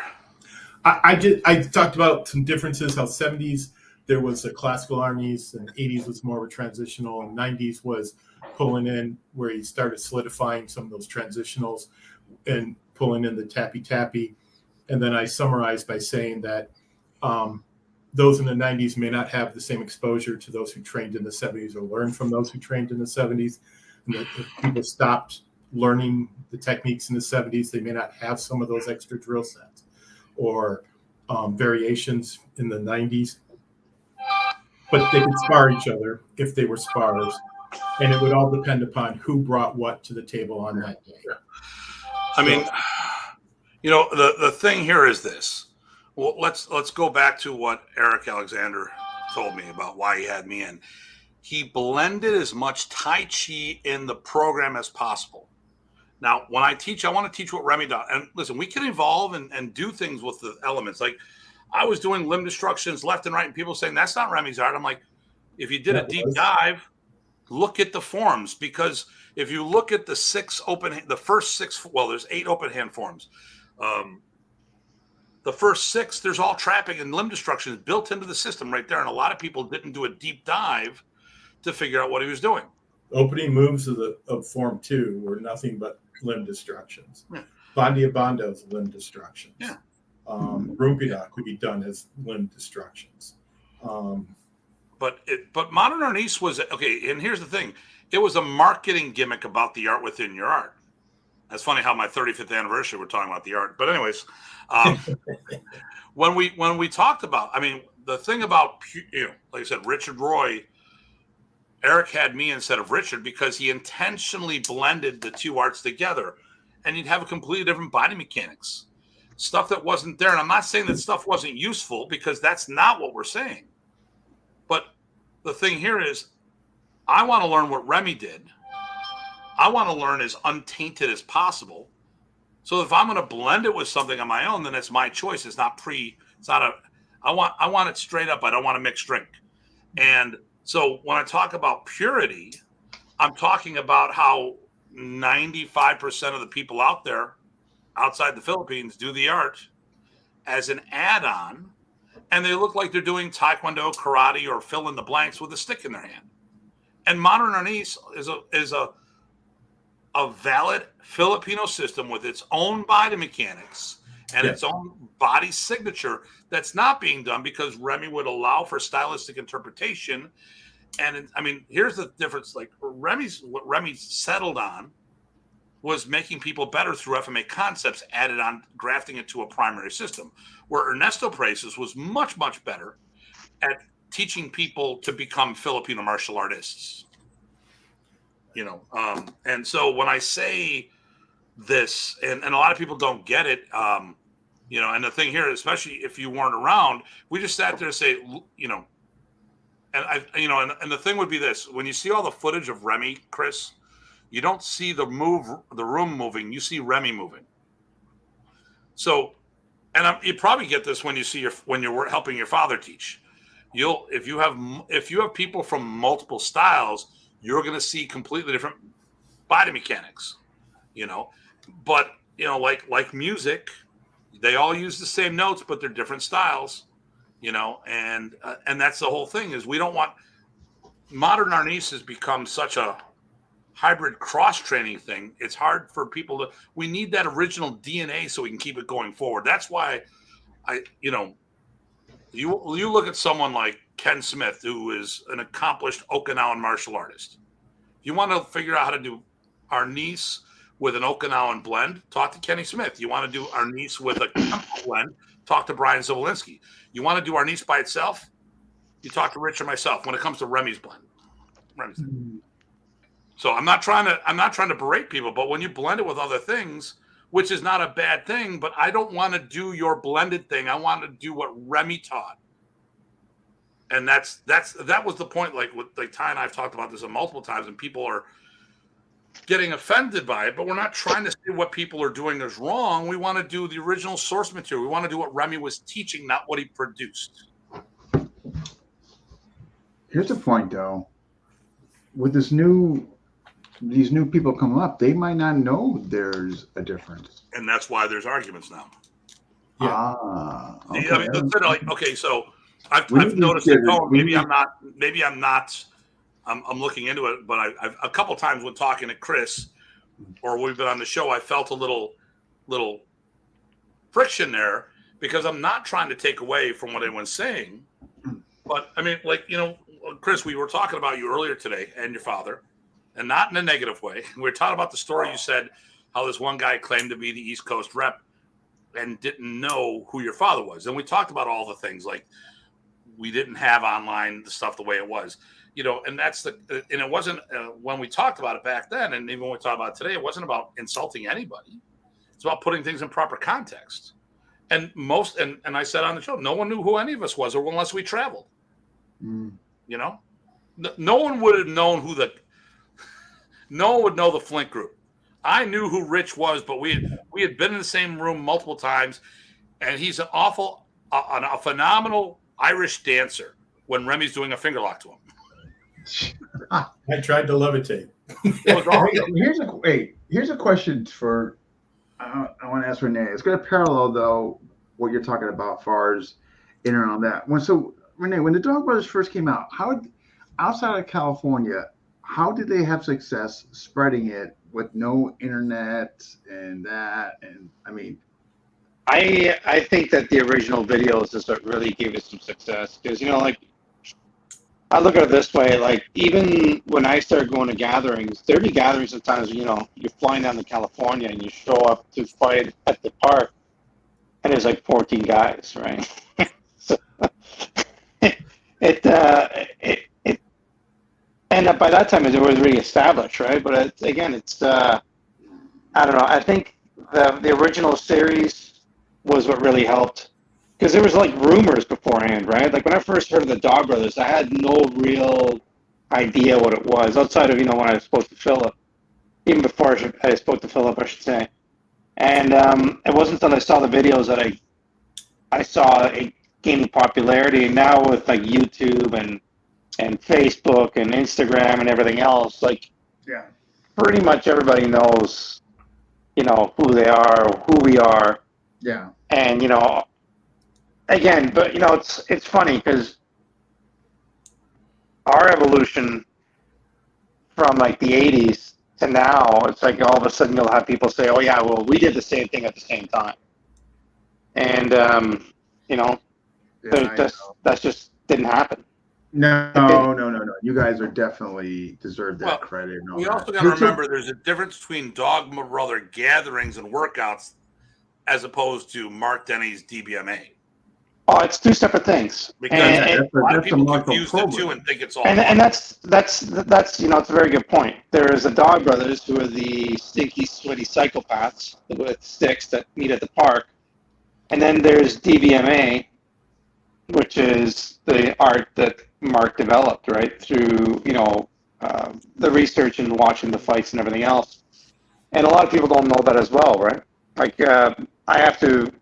When I first meet people or if people want to train, I tell them whatever DBMA I teach is not Mark's blend. It's more of Benjamin's blend from Europe, Lonely Dog. And that's it's a thing because when a bunch of people fight together, you can look at this like Filipino martial arts. Did the Filipinos do stick and dagger, or did they see that it worked for the Europeans and then they adopted it?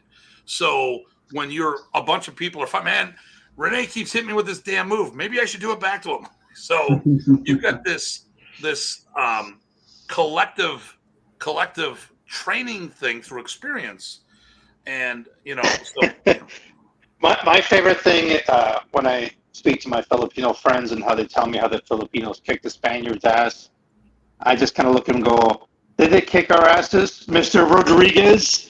I'll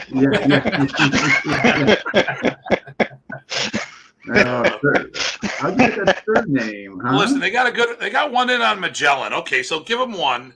Hey, no, honestly, hey, listen, when a guy in full body armor falls in water and tries to get to the beach, and a guy baby steals him, absolutely, I'll give it to you.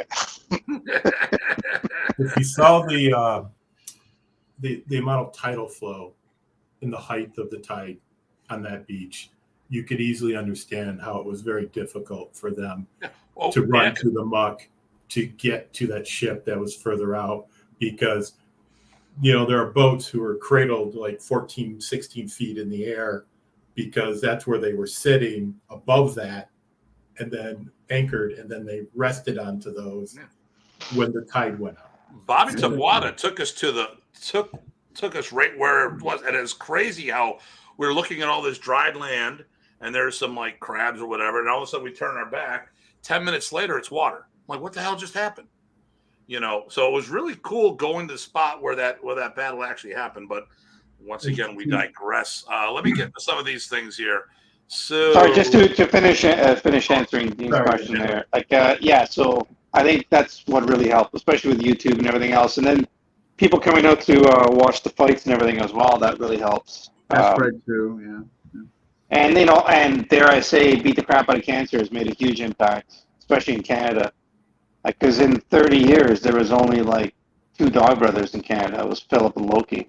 Yeah. And then I became the third. And Craig will never become one because every time he goes to do an international, something comes up and I take him to another part of the world. Well, it'll just take longer, that's all. But hey, man, the guy breaks, he breaks coconuts. I love it. Yeah. So, okay, let me go here. Rocky said some things. I want to get caught up, and then Chris asked another question. Remy spent months, times 3 to 4 months at a time of the year. So Rocky or Remy would actually move in with Rocky. I remember him saying that. And his family. Tim was actually doing a number of seminars and camps even before John closed his school. You can't deny that. That was the person I started with, John Bryant. There are 3 Filipino names on the will, Rene. Yes, okay. But how many people are from the Philippines? I mean, living in the Philippines. That's the thing we were talking about. So Marlena Hafana, which was typoed, he's living up in the Seattle SeaTac area, Seattle, Tacoma, Washington area. Roland Rivera, David Nung, they are in Raleigh, North Carolina.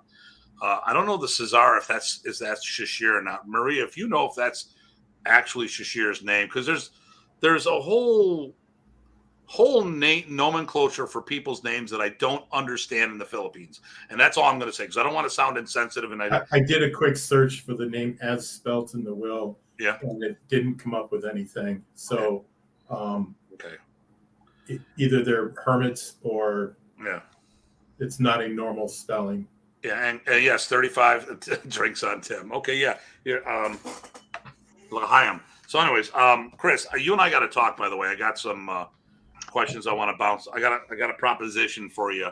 Red Bull. Oh my God! At this time of night. I had Monster earlier, but that's okay. Dude, I can drink like 15 of those, which I know is really bad for me, but I like it, and then just go right to sleep. Okay. Are you serious? Oh, absolutely. Holy cow! This covers up Renee's face. I should have done that a long time ago. No, I'm just joking. Okay, here we go. I can do this though. You can do that very well. In 1983, after meeting Remy, Remy and I were talking to Punong Ted. Remy at the time was looking to take a select few of work traditional biomechanics. I don't even know why. Are you there? Is it? All right, so biomechanics, to then have them help spread it. When he sent me to Buffalo, me being Rocky, to Don Zaghi, he would also ask Rocky, did you teach them footwork? It lasted about a year, but then he realized many of the guys doing the art, secondary, as Tim says, just were not going to pick it up. Eventually, that's why he got rid of Dikadina, Spadia Dada, and they were just, there just wasn't people who were doing them. So you brought up Punong Ted and wonderful facial expressions there, guys. But the comment that you made earlier about new people, one of the stories Punong Ted out of the Balintawak told me was he could go to dinners with Anchan or by himself with any of the Dose Pars, right? But you got down to the leaders, teachers, students, or third-tier teachers, and all of a sudden they're fighting amongst each other, saying their seniors hate each other, but they're all at the same parties drinking beer and eating food, right? Mm. So when you get that lack of communication, a lack of clarity, and lack of documentation, which is where I believe you were going at that time being, then you can get that lack of information and lack of understanding. Yeah, like I said, I wanted to digress, but, because I really made a genuine attempt in those shows to try to really distinguish the curriculum, like, pending on not just a decade, but did you get it, through him and just only him? Was it camp seminars? Was it an adjunct or, secondary or tertiary program based on the school that you went to? And it just was gray. You know what I mean? Yeah. Well, people had to do their own work, though. We talked about, everyone talks about, and someone brought this up the other day, that there wasn't a belt-to-belt curriculum. We had the test that would get you to black belt. All the things. What would it have taken for you to subdivide it into different levels and do your own thing? Because that was the good thing. Remy didn't tell you how to get the job done. He just told you to get the job done. And he gave you all the tools to get the job done if you did your work. The problem was that sometimes, and here's what Bob said, Remy wouldn't teach something, okay? Yeah. And people would then say it's not in the art anymore. I go, no, it's like a band going on tour. They when they get to a certain point, there's too much in their catalog to play in a concert. So you have to pick and choose what you're going to play. So, how often does a band that has, if it has like 10 albums, they're not going to play in order and do all the songs from all 10 albums. So you pick and choose, okay, what's the latest hit? We're going to pop that on there. A few of the old time standards, move some things around. But I used to go see Rush all the time. One of the best bands out there, by the way, although their show was the same damn thing over and over again. I still love them. You didn't like Rush? I have You a didn't like the dislike. Canadian band? You know what? I actually built a house beside the singer. What's his name? Whatever the hell his name is. And yeah, Okay. I got to see the personal side of him, and I got to dislike him. Ooh. Actually, I have a question for you. Because again, I wasn't doing Kali when you guys 35 years ago. But did like GT and the rest of the guys and Remy did they get together when they're doing seminars and whatnot, or? No. So I'm only saying that because actually I'll say this because Tim is one of the only people, like instructors, that I've actually seen come out to a seminar as a participant. So I'm just wondering. Thank you. If, and you got to give him credit for that because most cats will be like, yeah, maybe I'll meet him. The only thing Renee gives me credit for. True. But some guys will just say, "Oh, I'll meet you guys at the after party," sort of thing, right? But no, like Tim actually came out on more than one occasion to either support something that's happening or to come and participate in a seminar. So I'm wondering because I remember actually even back in the day, I'll say this, I remember seeing Guru Jun De Leon actually coming out to a PTK seminar. Okay. But I was just wondering if back in the day, if they came out, participated, or if they got along sort of thing. Well, I do know that in the Sykes household, I think it was, the mother Syke kicked Remy and Leo out of the house because they were arguing. You don't mess with Mama San. So, there was Remy. Okay, I've seen Remy get on the floor with Wally J. I've seen Remy get on the floor with Dr. G. I don't think there's I don't think there was ever good blood between Remy and Leo.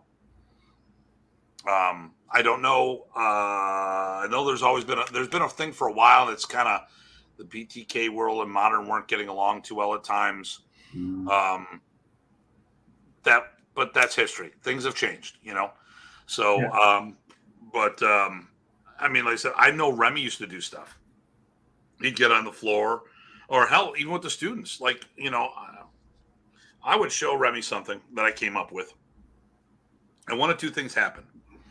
He'd either trash it, say, "Don't do this because of X, Y, and Z," and show me something new, or he would have me do it a whole bunch of times, and then sometimes he'd end up teaching that material. So it was a win-win. I mean, if he did it, that was an endorsement of what I did. I contributed. If I did something he didn't like, he would give me something better. But I've seen him take. There's a hand capture he does. Kenny Smith came up with it. So he would take inspiration from a whole bunch of people. He wasn't afraid of doing things. But these guys didn't hang out with each other. I mean, unfortunately, Remy. So just to give a thing on Remy was doing 2 seminars every weekend, pretty much. When he first came to Buffalo, before I started hosting him solo, when I would co-host him with some people, he would fly in on Friday, do a seminar on Saturday, fly out Sunday morning to Connecticut and do a seminar on Sunday. Every weekend he was doing these types of things. It was crazy. So he didn't have time to hang anywhere. And I don't think he was ever at the same place. Since Remy was more East Coast based, there wasn't a very high concentration of FMA out here. And we were all spread out. And actually that was really good for me because I got judged on my ability, not on my genetics. We'll just put it that way. And I hear like crickets. Literally, I'm hearing crickets. Renee. Okay. Renee was not satisfied with your answer. Okay. Yeah, well, they didn't. Not at all. I was thinking of something else. Okay. All right. It was genetics. It was when you said genetics. Okay. All right. Here we go. I didn't say you. Tim is the real deal. Thanks, Pat. I'm gonna go up to this. I'm gonna get Chris's, and then I'm gonna pop down to Paulo. Okay. Do we want to invite him on? Who? Paulo. He's here? He just asked a question. Who's the next Remy Presas? We'll get into that. Oh my God. Paulo, do you want to be on the show? If who so, is the next Remy? I don't know. Well, okay. So I'm gonna pop up Chris's question. I'm gonna send an invite to Paulo. Rich, can you read this while I do that? Okay. Who is the next? Oh, great. There we go. No, wait, Renee, here we go. Here we go. Listen, does that make you feel better? I feel good. All right. Oh my God, he's above me now. He's gonna be looking at me. So Chris has posted. So then, no disrespect intended. Was the art ever finished or done? It sounds like Professor wanted to learn from as many people, and he wanted his people to learn from as many people. So then, as is modern, a true standalone art, because it sounds like Remy's vision was to continually grow and evolve the art where it suited the individual practitioner the best. Just his 2 cents as someone who never met the man but is genuinely trying to learn more. Chris, I think the core was there. I think the you might have gotten some more variations for entries and finishes, but the core was there. And those entries and finishes were based upon exposure to people. And he understood directly because he went around and traveled when he was young, and sparred or fought, depending upon who you discussed with, on different arts, different organizations. Then he traveled as an ambassador to Japan and Australia and to California as a goodwill ambassador. And so he got more exposure there, and he continued to watch and observe.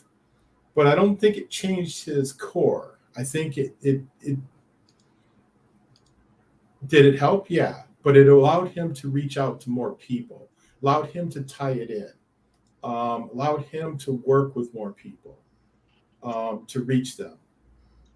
There was a karateka guy who had a closed head injury, and he was having trouble learning new stuff.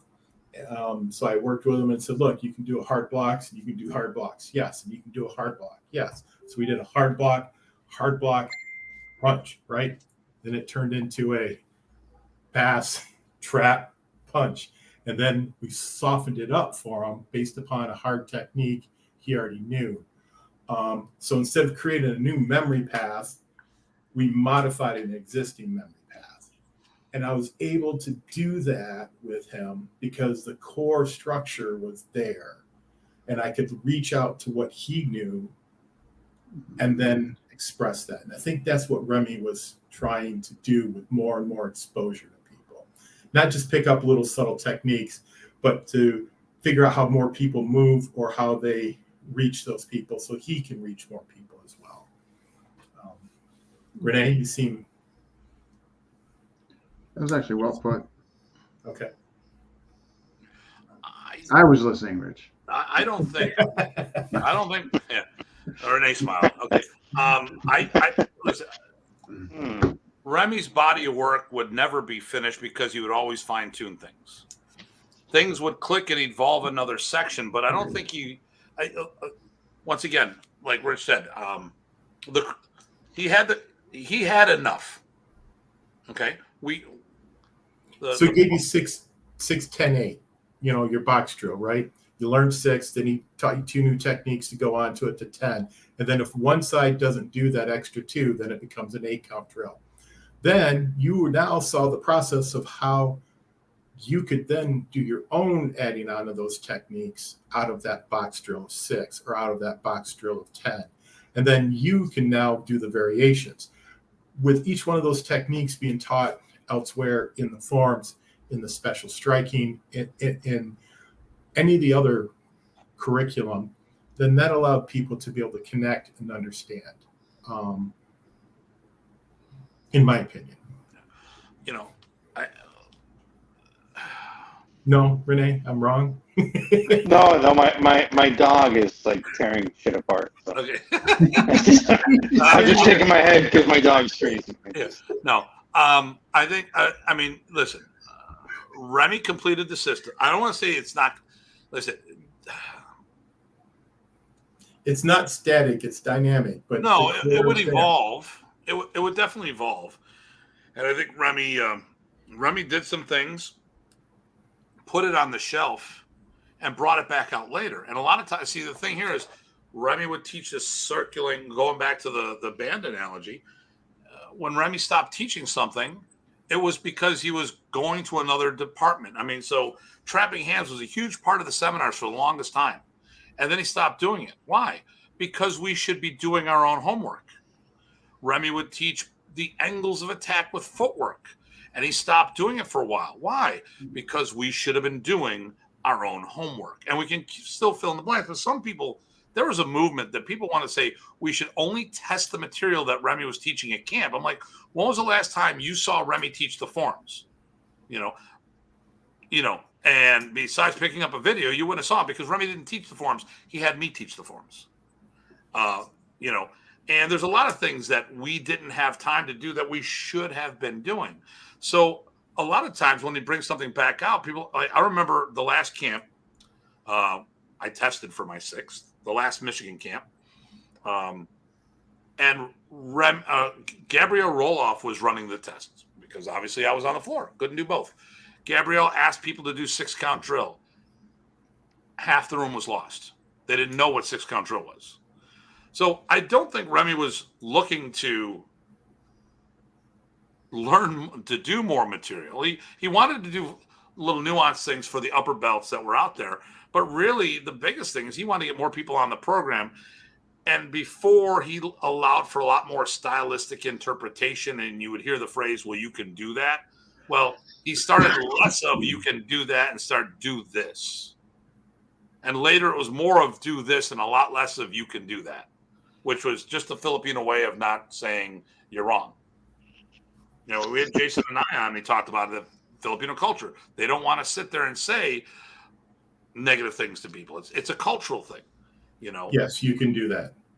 Yeah. So, and unfortunately, because we didn't understand that culture and someone couldn't translate that for us, that people got a lot of things. So I think Remy didn't need to develop anymore. We had everything we needed because all we had to do is take those formulas and apply them to different scenarios.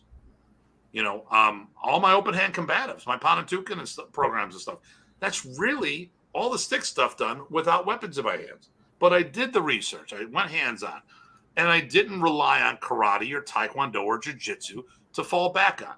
I mean, that's why I started the Modern Arnis Alliance. I had it on a notepad in like 99 or 98 because I looked around and everybody that I saw that I knew, that's an important way I said it right there. Everyone that I saw that I knew did Modern Arnis as a secondary or tertiary system. So when shit hit the fan, their safety net was their primary art. And none of them took their FMA training wheels off because no matter how high of a rank they got, they didn't convert their schools over. They kept doing karate or taekwondo 5-6 days a week and do one Arnis class. Okay. So, these are the things, and that's why I'm very, passionate about this because I've been doing FMA since I was 19 years old. I just turned 58. It's been about 35 years, right? What? It's been about 35 years. I'm a black belt for 35 years. Oh, wow. Okay. So 35 years ago today, I was promoted to black belt. Look on. So, but I've been doing longer than that, and it's like, listen, and it's always been Modern Arnis. Listen, did I do Blintzwalk? Of course I did. Sikran, Kuntao, and all these other arts, but I started from Modern Arnis and trained in other. And one of the reasons why I did all these other arts is these are systems. Most of the systems I train are systems that Remy pulled source material out of. He gave me my first Sikran lesson. When I did my first Sikran lesson with my Sikran instructor, it was the same damn lesson Remy gave me like 15 years prior. He told me that Kuntao and Sikran are part. I can see the Blintzwalk connection after doing my Blintzwalk. And all these things I did were to seek out the roots and understand because I wanted to bring more to the forefront while still evolve the art, while still keeping true to its concepts and principles. And the problem is most people don't know them because they're doing karate and taekwondo and blending it in there and they're getting something else. And it's not a bad thing. But once again, like I said before, if we're going to do Remy's art and keep it going, we need to make sure that there's somebody out there that keeps that source material going and they can still evolve, but they got to stay true to that source material. Sorry, did you say that Sikaran and Kuntao are the same thing, or No, I said that Remy pulled some material to create. So Kuntao is like a Filipino kung fu or karate, and Sikaran is like a Filipino taekwondo. Remy had pulled source material from that and made it part of Modern Arnis when he was in the Philippines. So when I did all these other arts, it was about looking at my roots. It wasn't about learning a new system. It was to see what Remy pulled from and maybe try to figure out on my own why he did that. And do a deeper dive, because most of my classmates couldn't handle it because, and Rich had seen these, most of these people never took their FMA training wheels off. But that's just my opinion. Okay. Joe said he was lucky he started in 90 and 85. It was even written on the test sheets whether you're drawing the cat, Quran, Rotata, 90 degree. Okay. Leo was quite good at not getting along with a lot of practice. Actually, quite excelled. Hey, listen, you know what? Here's a perfect example of someone who did his job so well. He could stop teaching tomorrow, but Bikini Tertial will keep going. Yeah. I don't know if a lot of systems could say that today. Well, dare I say that some of the systems that have come out are surpassing what the original PTK groups were. But they should. But you see, here's the whole thing. So someone made a comment because I was talking about how we're doing forms. I know like some systems are not form driven, but there's a lot of stuff that Remy had in there. Doesn't matter why Remy put him there. He did, whatever. And I talked about the rules of movement that Remy taught us. And if you follow the first stick form, it breaks the rules. I said we should change it this way. So, and the comment was someone got pissed off about it and said this, that, and the other thing. And then you're saying that Remy's wrong. Well, why can't Remy be wrong? He's just a human. We all make mistakes. He trusted way too many people, like a lot of other instructors did. And look what went sideways with other people, Okay, here we go.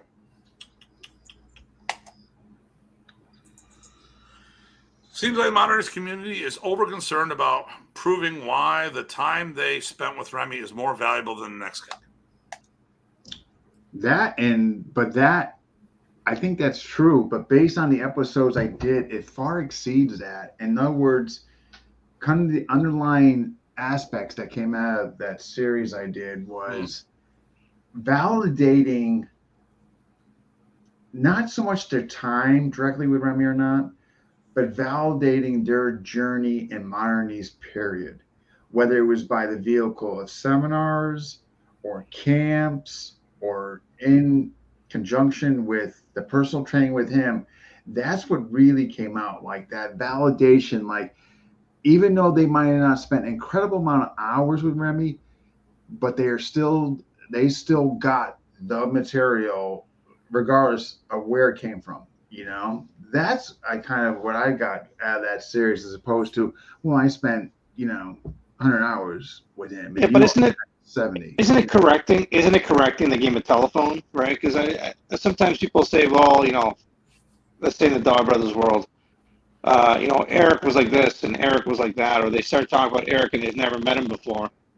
And someone who has met Eric and spent time with him will be like, no, it's actually, he said A, B, C, not whatever you're regurgitating. So it's not a question of like, I have to, I'm showing off that I spent time with him. I'm just correcting you on what you think he said.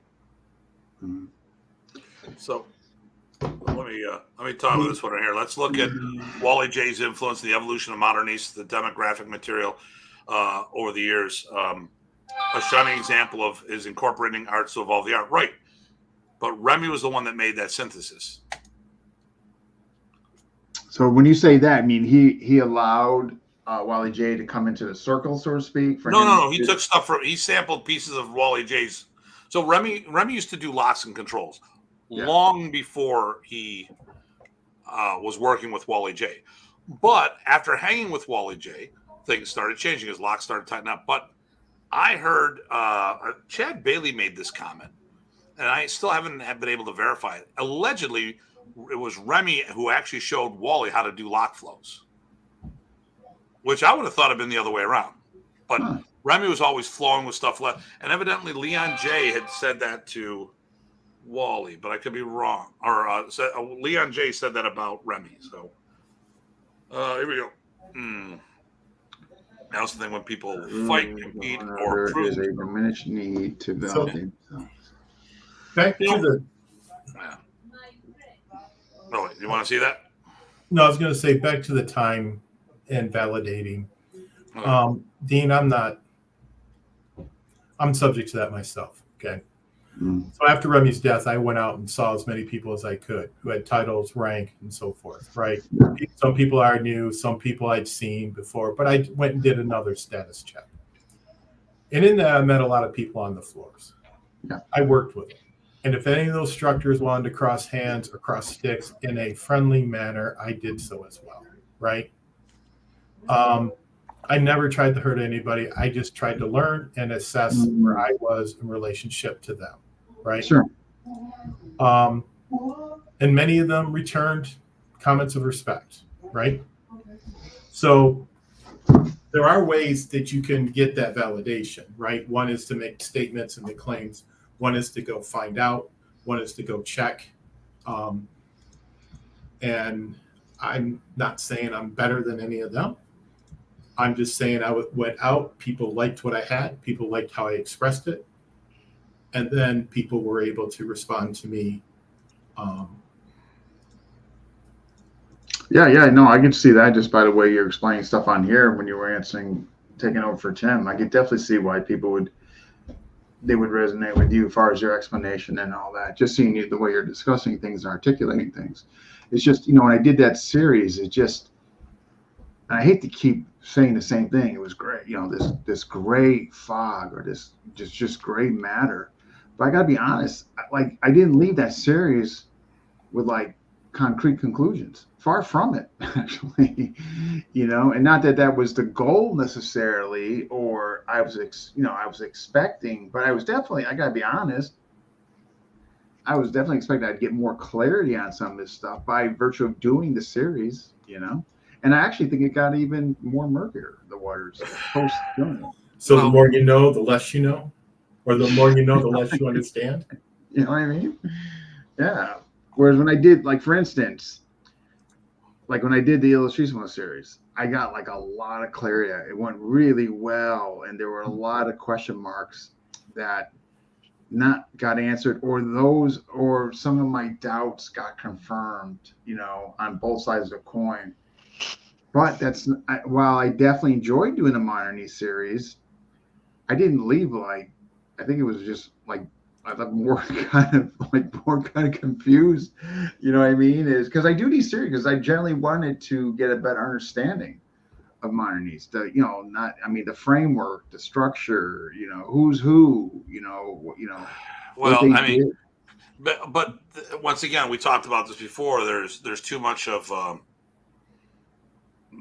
there's a lot of egocentric stuff with this, and people would, okay, I would make a comment about I promote me. This is what I do. It's my living. I got to talk about me. Okay, it's all about him. All right, but I'll talk about something, and then I get this message from someone that they're all offended about something I said. I go, case in point, I was the highest tested black belt.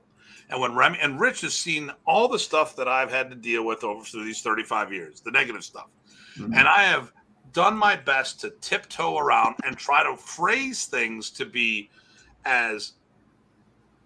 promote myself as a businessman, as a martial artist, but as neutral as possible so it doesn't offend people. And people go out of their way. I made this comment that I was the highest tested black belt. I'm like, what are you trying to say? What do you mean? Well, what are you trying to say about us? I don't know about you. I don't know what you did. And it turns that a lot of people, they didn't test past black belt. Well, I didn't know that. That's not me. I continued to test because I had such a good relationship with Remy, and I know people would make comments about it. I wanted to make sure that I remember doing a pretest, helping one of my guys test for their black belt, and someone afterwards, they talked to the guy saying, hey, Mike, you did a great job. Holy shit, we didn't know Tim was this good. We thought he was a political black belt. These are the reasons why I would take the floor whenever I could. On multiple occasions, I have taken the floor for testing, and but when I talk about that, to try to say I was, I could have easily sat there and I would stick by it that I was Remy's heir apparent. Okay.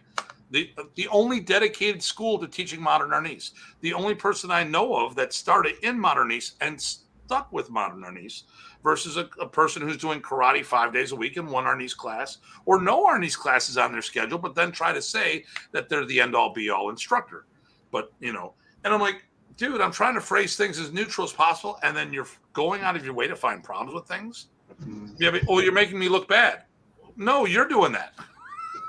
You guys are way too nice.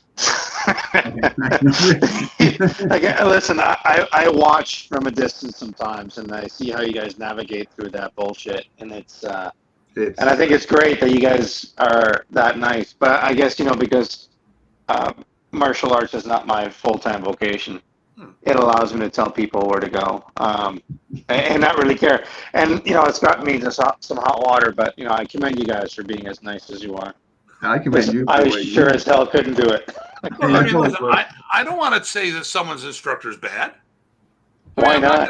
If it's the truth. Well, listen, they made their choice. Hey, listen, I made a comment once a while back about stick fighting, and I just gave my 2 cents worth, because that's what I do, right? About stick fighting. And the guy sends me this long, 20-page message about, I don't have the same time that you have to commit to fighting. And it just went on and on and on. And I didn't even read it. And I just basically said, listen, I only read the first 3 lines of this. I don't care. If you don't have the time to fight, I don't need your explanation because I actually don't care. Either you do or you don't. And that's the end of it. And I think if you're training with somebody who's teaching you to get your ass kicked, then I think as a friend, it's your duty to tell them. Hey, right away. We're not all friends. That's all. All right. So, Joe, okay. Thank you. Okay, because Joe mentioned having. There's been a lot of talk on this. So, thank you, Rocky, for mentioning about the footwork. Both of my students, when they tested for the camp in Massachusetts, were complimented on their footwork. When they were asked, I would say that Remy Presas, I saw later it was de-emphasized. I think part of the problem, I don't know if things were de-emphasized as opposed to, and this is the thing, I remember we shot a video down in Texas that the lighting wasn't good for it. I bailed out of the shoot because of the argument. Remy walked by, we're doing the angles of attack. I'm doing the triangular footwork. There's a whole bunch of people there doing it or not doing it. Remy says, do it Tim's way. And then people proceeded to argue about it afterwards. And I just walked up to Remy afterwards. I'm not feeling good. I don't think I can do the video shoot. I just didn't want to be a part of the nonsense. I'm like, come on.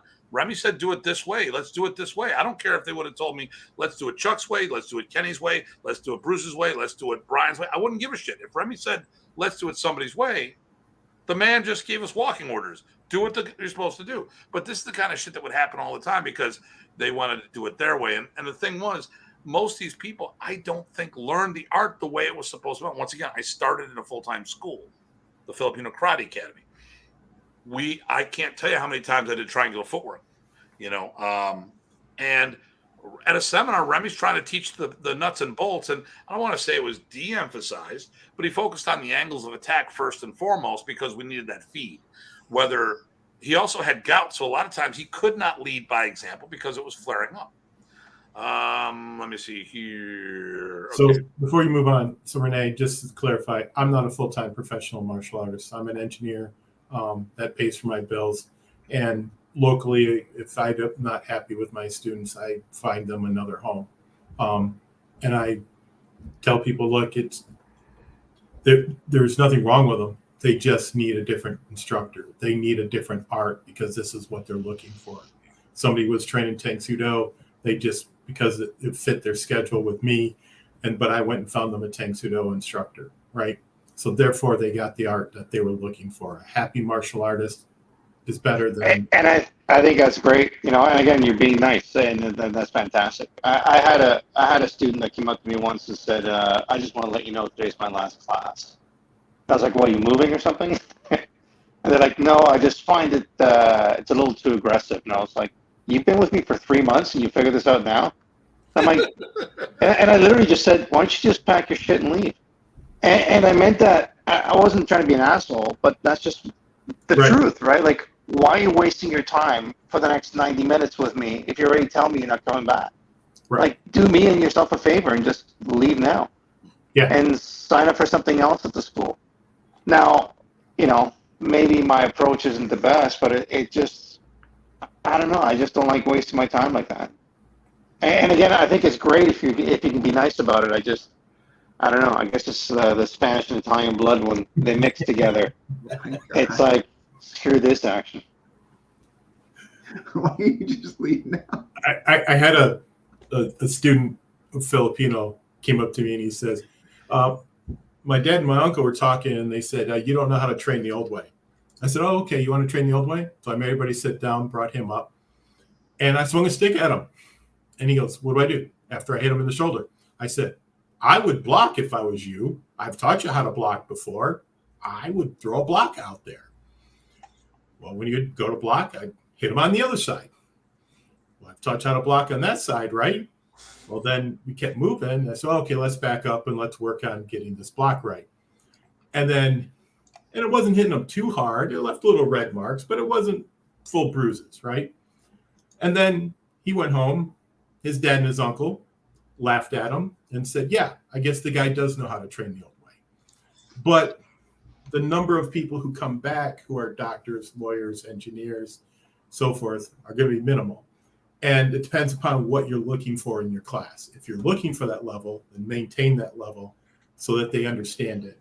And I support you in doing that, Renee. I think that's an excellent. Hey, listen, I get a mix from knuckle draggers all the way to engineers, right? Like it's. Yep. Engineers can be crazy and walk in and want to get hit. Yeah. Yeah, they want to analyze how that happened.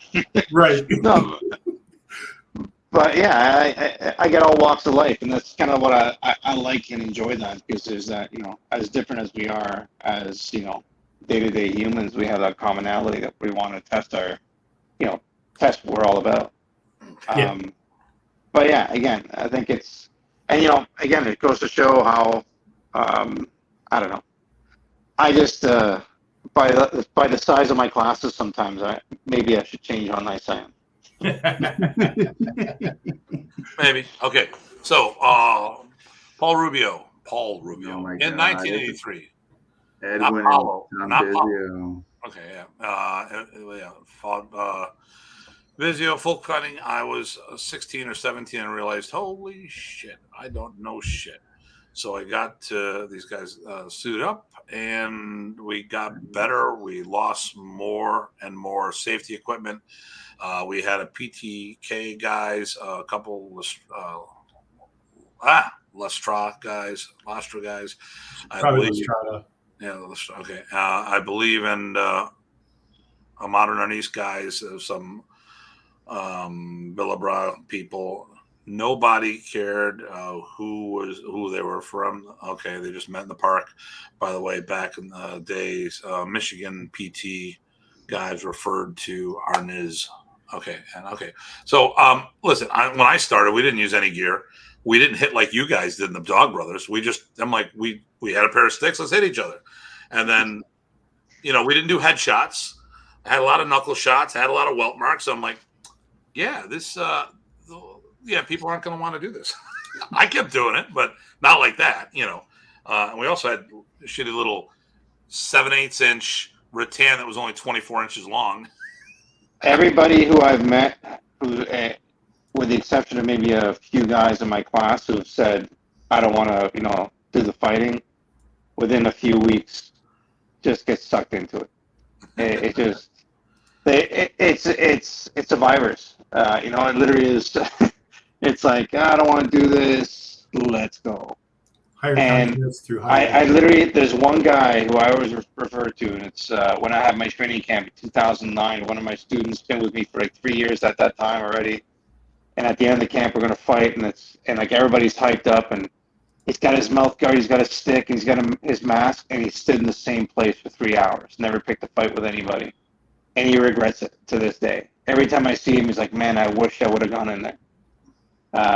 But I think eventually everybody who does it, or even like participates at a beat the crap, eventually they get stuck into doing it. I don't know what the question was. I just threw that out there. Yeah, we just started talking shit. Oh, we're rambling at now. Yeah. I mean, we haven't really addressed my 35 years of training at all whatsoever. I know, but It just turned into what's When's the wrong. anniversary for that, anyways, Tim? Tim, can you tell me when the anniversary for that is? I'm sorry? Is that today? Is that anniversary today? Today. That's amazing. That is amazing. Yeah. So that would have been at the Lansing Summer Camp in 87? 88. 88. Yep, posted my black belt diploma. I'm waiting for someone to say, well, I was a black belt this year. Okay, sure, whatever.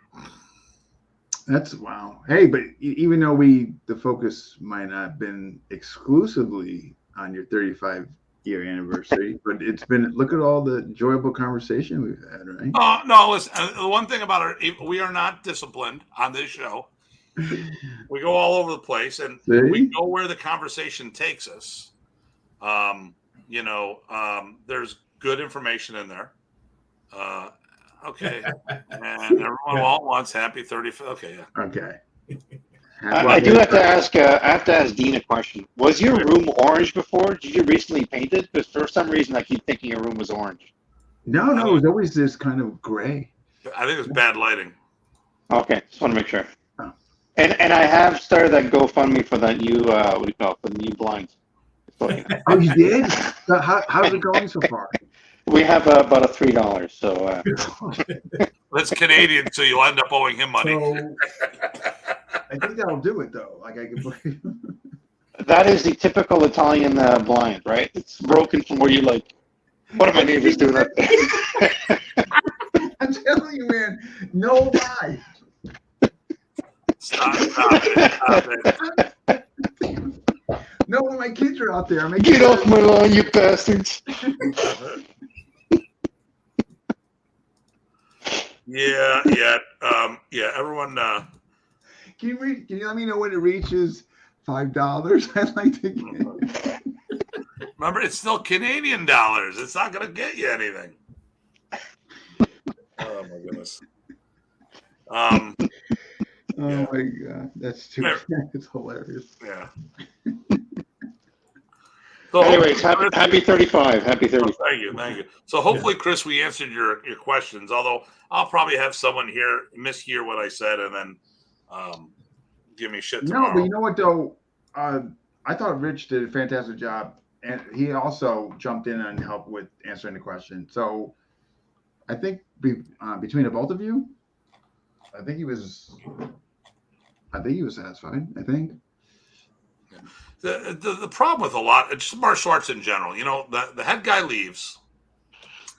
You start talking about things that are factual, and then other people who either don't know about it or they think you're talking about them, and that's it. It's like, dude, if you got a guilty conscience, that's not my fault, But I think it would have been nicer if Remy would have been around longer.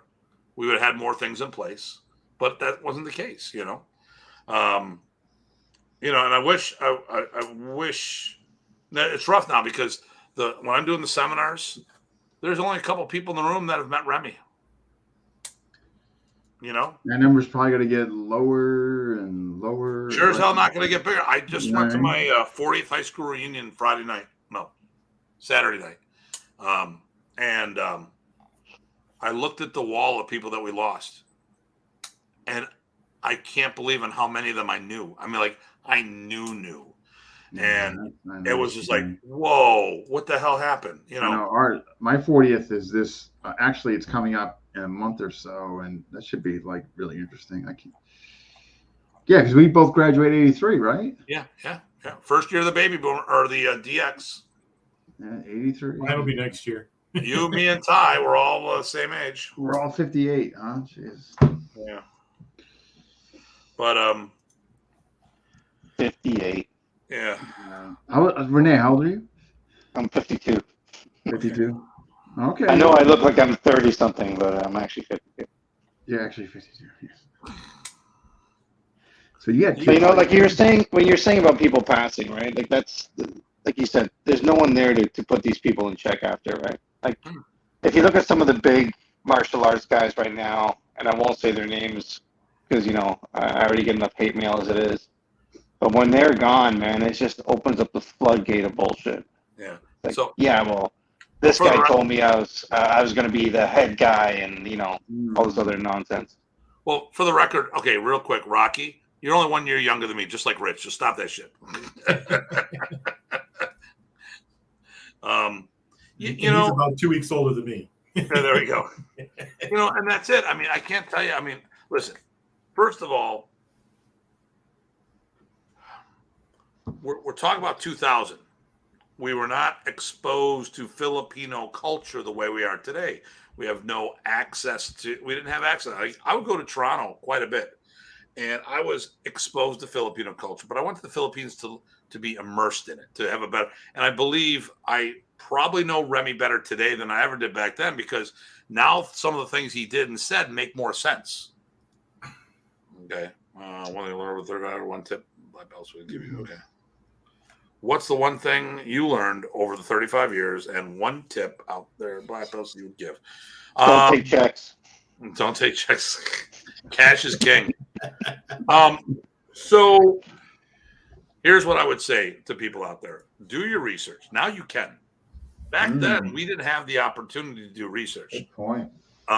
We have phenomenal tools. Okay, so when we as we started the show off, we talked about how people didn't know who's whom in the zoo because they didn't have any exposure. Well, now it's the complete opposite. So now's the time to do your research. Before I joined the Filipino Karate Academy, that was my backup plan was go to Bill Adams Martial Arts and Fitness. Bill Adams was the first commercial school in Buffalo. A lot of my friends were training there. We would have top-notch people like Joe Lewis, Bill Wallace, Wally J, Remy, and other people come through their teaching seminars. Top-tier people teaching seminars all the time. So this was going to be my place. And then someone said, Tim, I need you to swing. You got to check this place out. It's cool. That was the Filipino Karate Academy. I had no clue what the hell Filipino martial arts were. All I know is I walked in, the guy handed me a stick, and I was sold. Before I even swung it, he's like, okay, here's your stick. And I'm like, oh, really? I get to use this? Yeah. Okay. And then the second class, I showed up with that big Asian world black stick with the two red stripes, which was supposed to be for the game of death, which was completely not allowed because it was hardwood and would break shit left and right.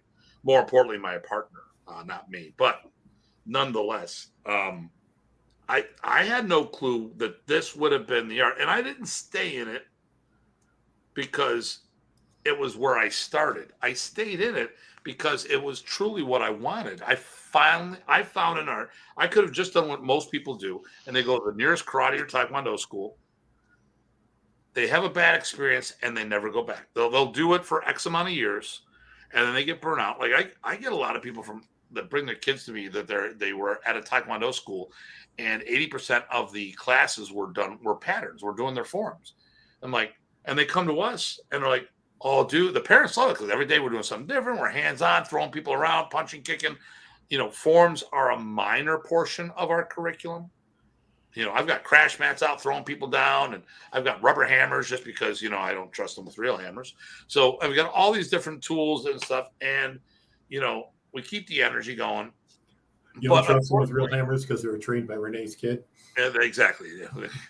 But the problem it's also not costing them $500 every week to get tested or some other bullshit like that. And there you go. Right. But people come in but sometimes by the time I get them, the damage was done. They had been through the mill too long, and they were burnt out, and they were already looking for the door, and their parents said, all right. And they kind of still liked it, but it was like, all right, they did 2-3 years in Taekwondo. Now it's like, oh, we do this here, and maybe it's another 2-3 years. So maybe 6 years they were good for, and half of it was spent elsewhere. And then, my kid doesn't want to do it anymore. I'm like, well, who's the parent here? But that's another topic. But it doesn't help when you're using it as like an after school daycare sort of thing, right? And that's, no. It sours that real quick. If as a kid, when I was training and they were like, okay, we're going to put you in here for the next 5 hours until dad comes to pick you up. Oh yeah. I would have been out that window. I'll see you at the pool hall. Screw this noise. And so I can see how that's, when someone says, yeah, I'm going to put you something different, it's a lot more fun. You're like, yeah, okay. Yeah. But at least someone like me, that's definitely wouldn't have worked. So my big thing is, hey, listen, do your because we can do your research, and we don't. And I keep saying this time and time again. You don't have to go to the Philippines to train Filipino martial arts. There's plenty of people here in North America that you can pick things up from. That being said, if there's a specific person you want to work with, that's a whole other topic. Now, we can do virtual classes, but I think we got to get away from that. I mean, okay, so I just did my Pontoon course this weekend. It was a physical class with virtual attendees as well. I'm all down with that. But personally, I am sick of just the virtual only classes, because too many people don't get a partner to demonstrate with. They just do stuff in the air. I'm like, please, if you're going to stab somebody, have a body to stab. At least take a body opponent bag and put a shirt on him and stab him a couple times. But I mean, just the stuff in the air is just not enough. It's just not. The best is when you can see them not doing anything. I remember like my first Zoom class I taught, and I could see like there's like 5 people, and the one dude is like sitting in the corner drinking a beer. It's like, I can see you. Like, why are you here? Get lost. Or the best is when they turn their camera off. Oh, there we go. Then you have no idea what the hell. Here we go, Maria. Tim, thank you for sharing his will. I must say, Remy was a genius in promoting Filipino martial arts. He was. Hey, I saw Maria not too long ago, and I didn't even recognize her. Oh, okay. Did you guys go to? Well, they had that tournament this weekend. She went up to that over at Gary Oliver's brother was doing it. They had Marlena Fano and Felix Roles, and Rodolfo was up, and I just checked out the after party that they stream live. Oh yeah, they're karaokeing. Yeah. I was asking to get them to sing songs for Dean for his birthday, which was in April. Yeah, it was very thoughtful. You just very thoughtful of you. Okay, great answer, Datu. Looking forward to hear how Florida and the World Championship was. Oh, well, Florida. Well, okay, we'll talk about it next week. So we can keep going, but we're not going to. So wow, 2.5 hours. That's crazy. Yeah. Oh, hey, Talis from Brazil. There we go. Thank you.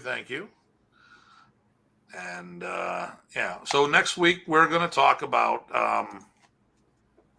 what the art within your art means, or what it meant, or what it could have meant, our take on it.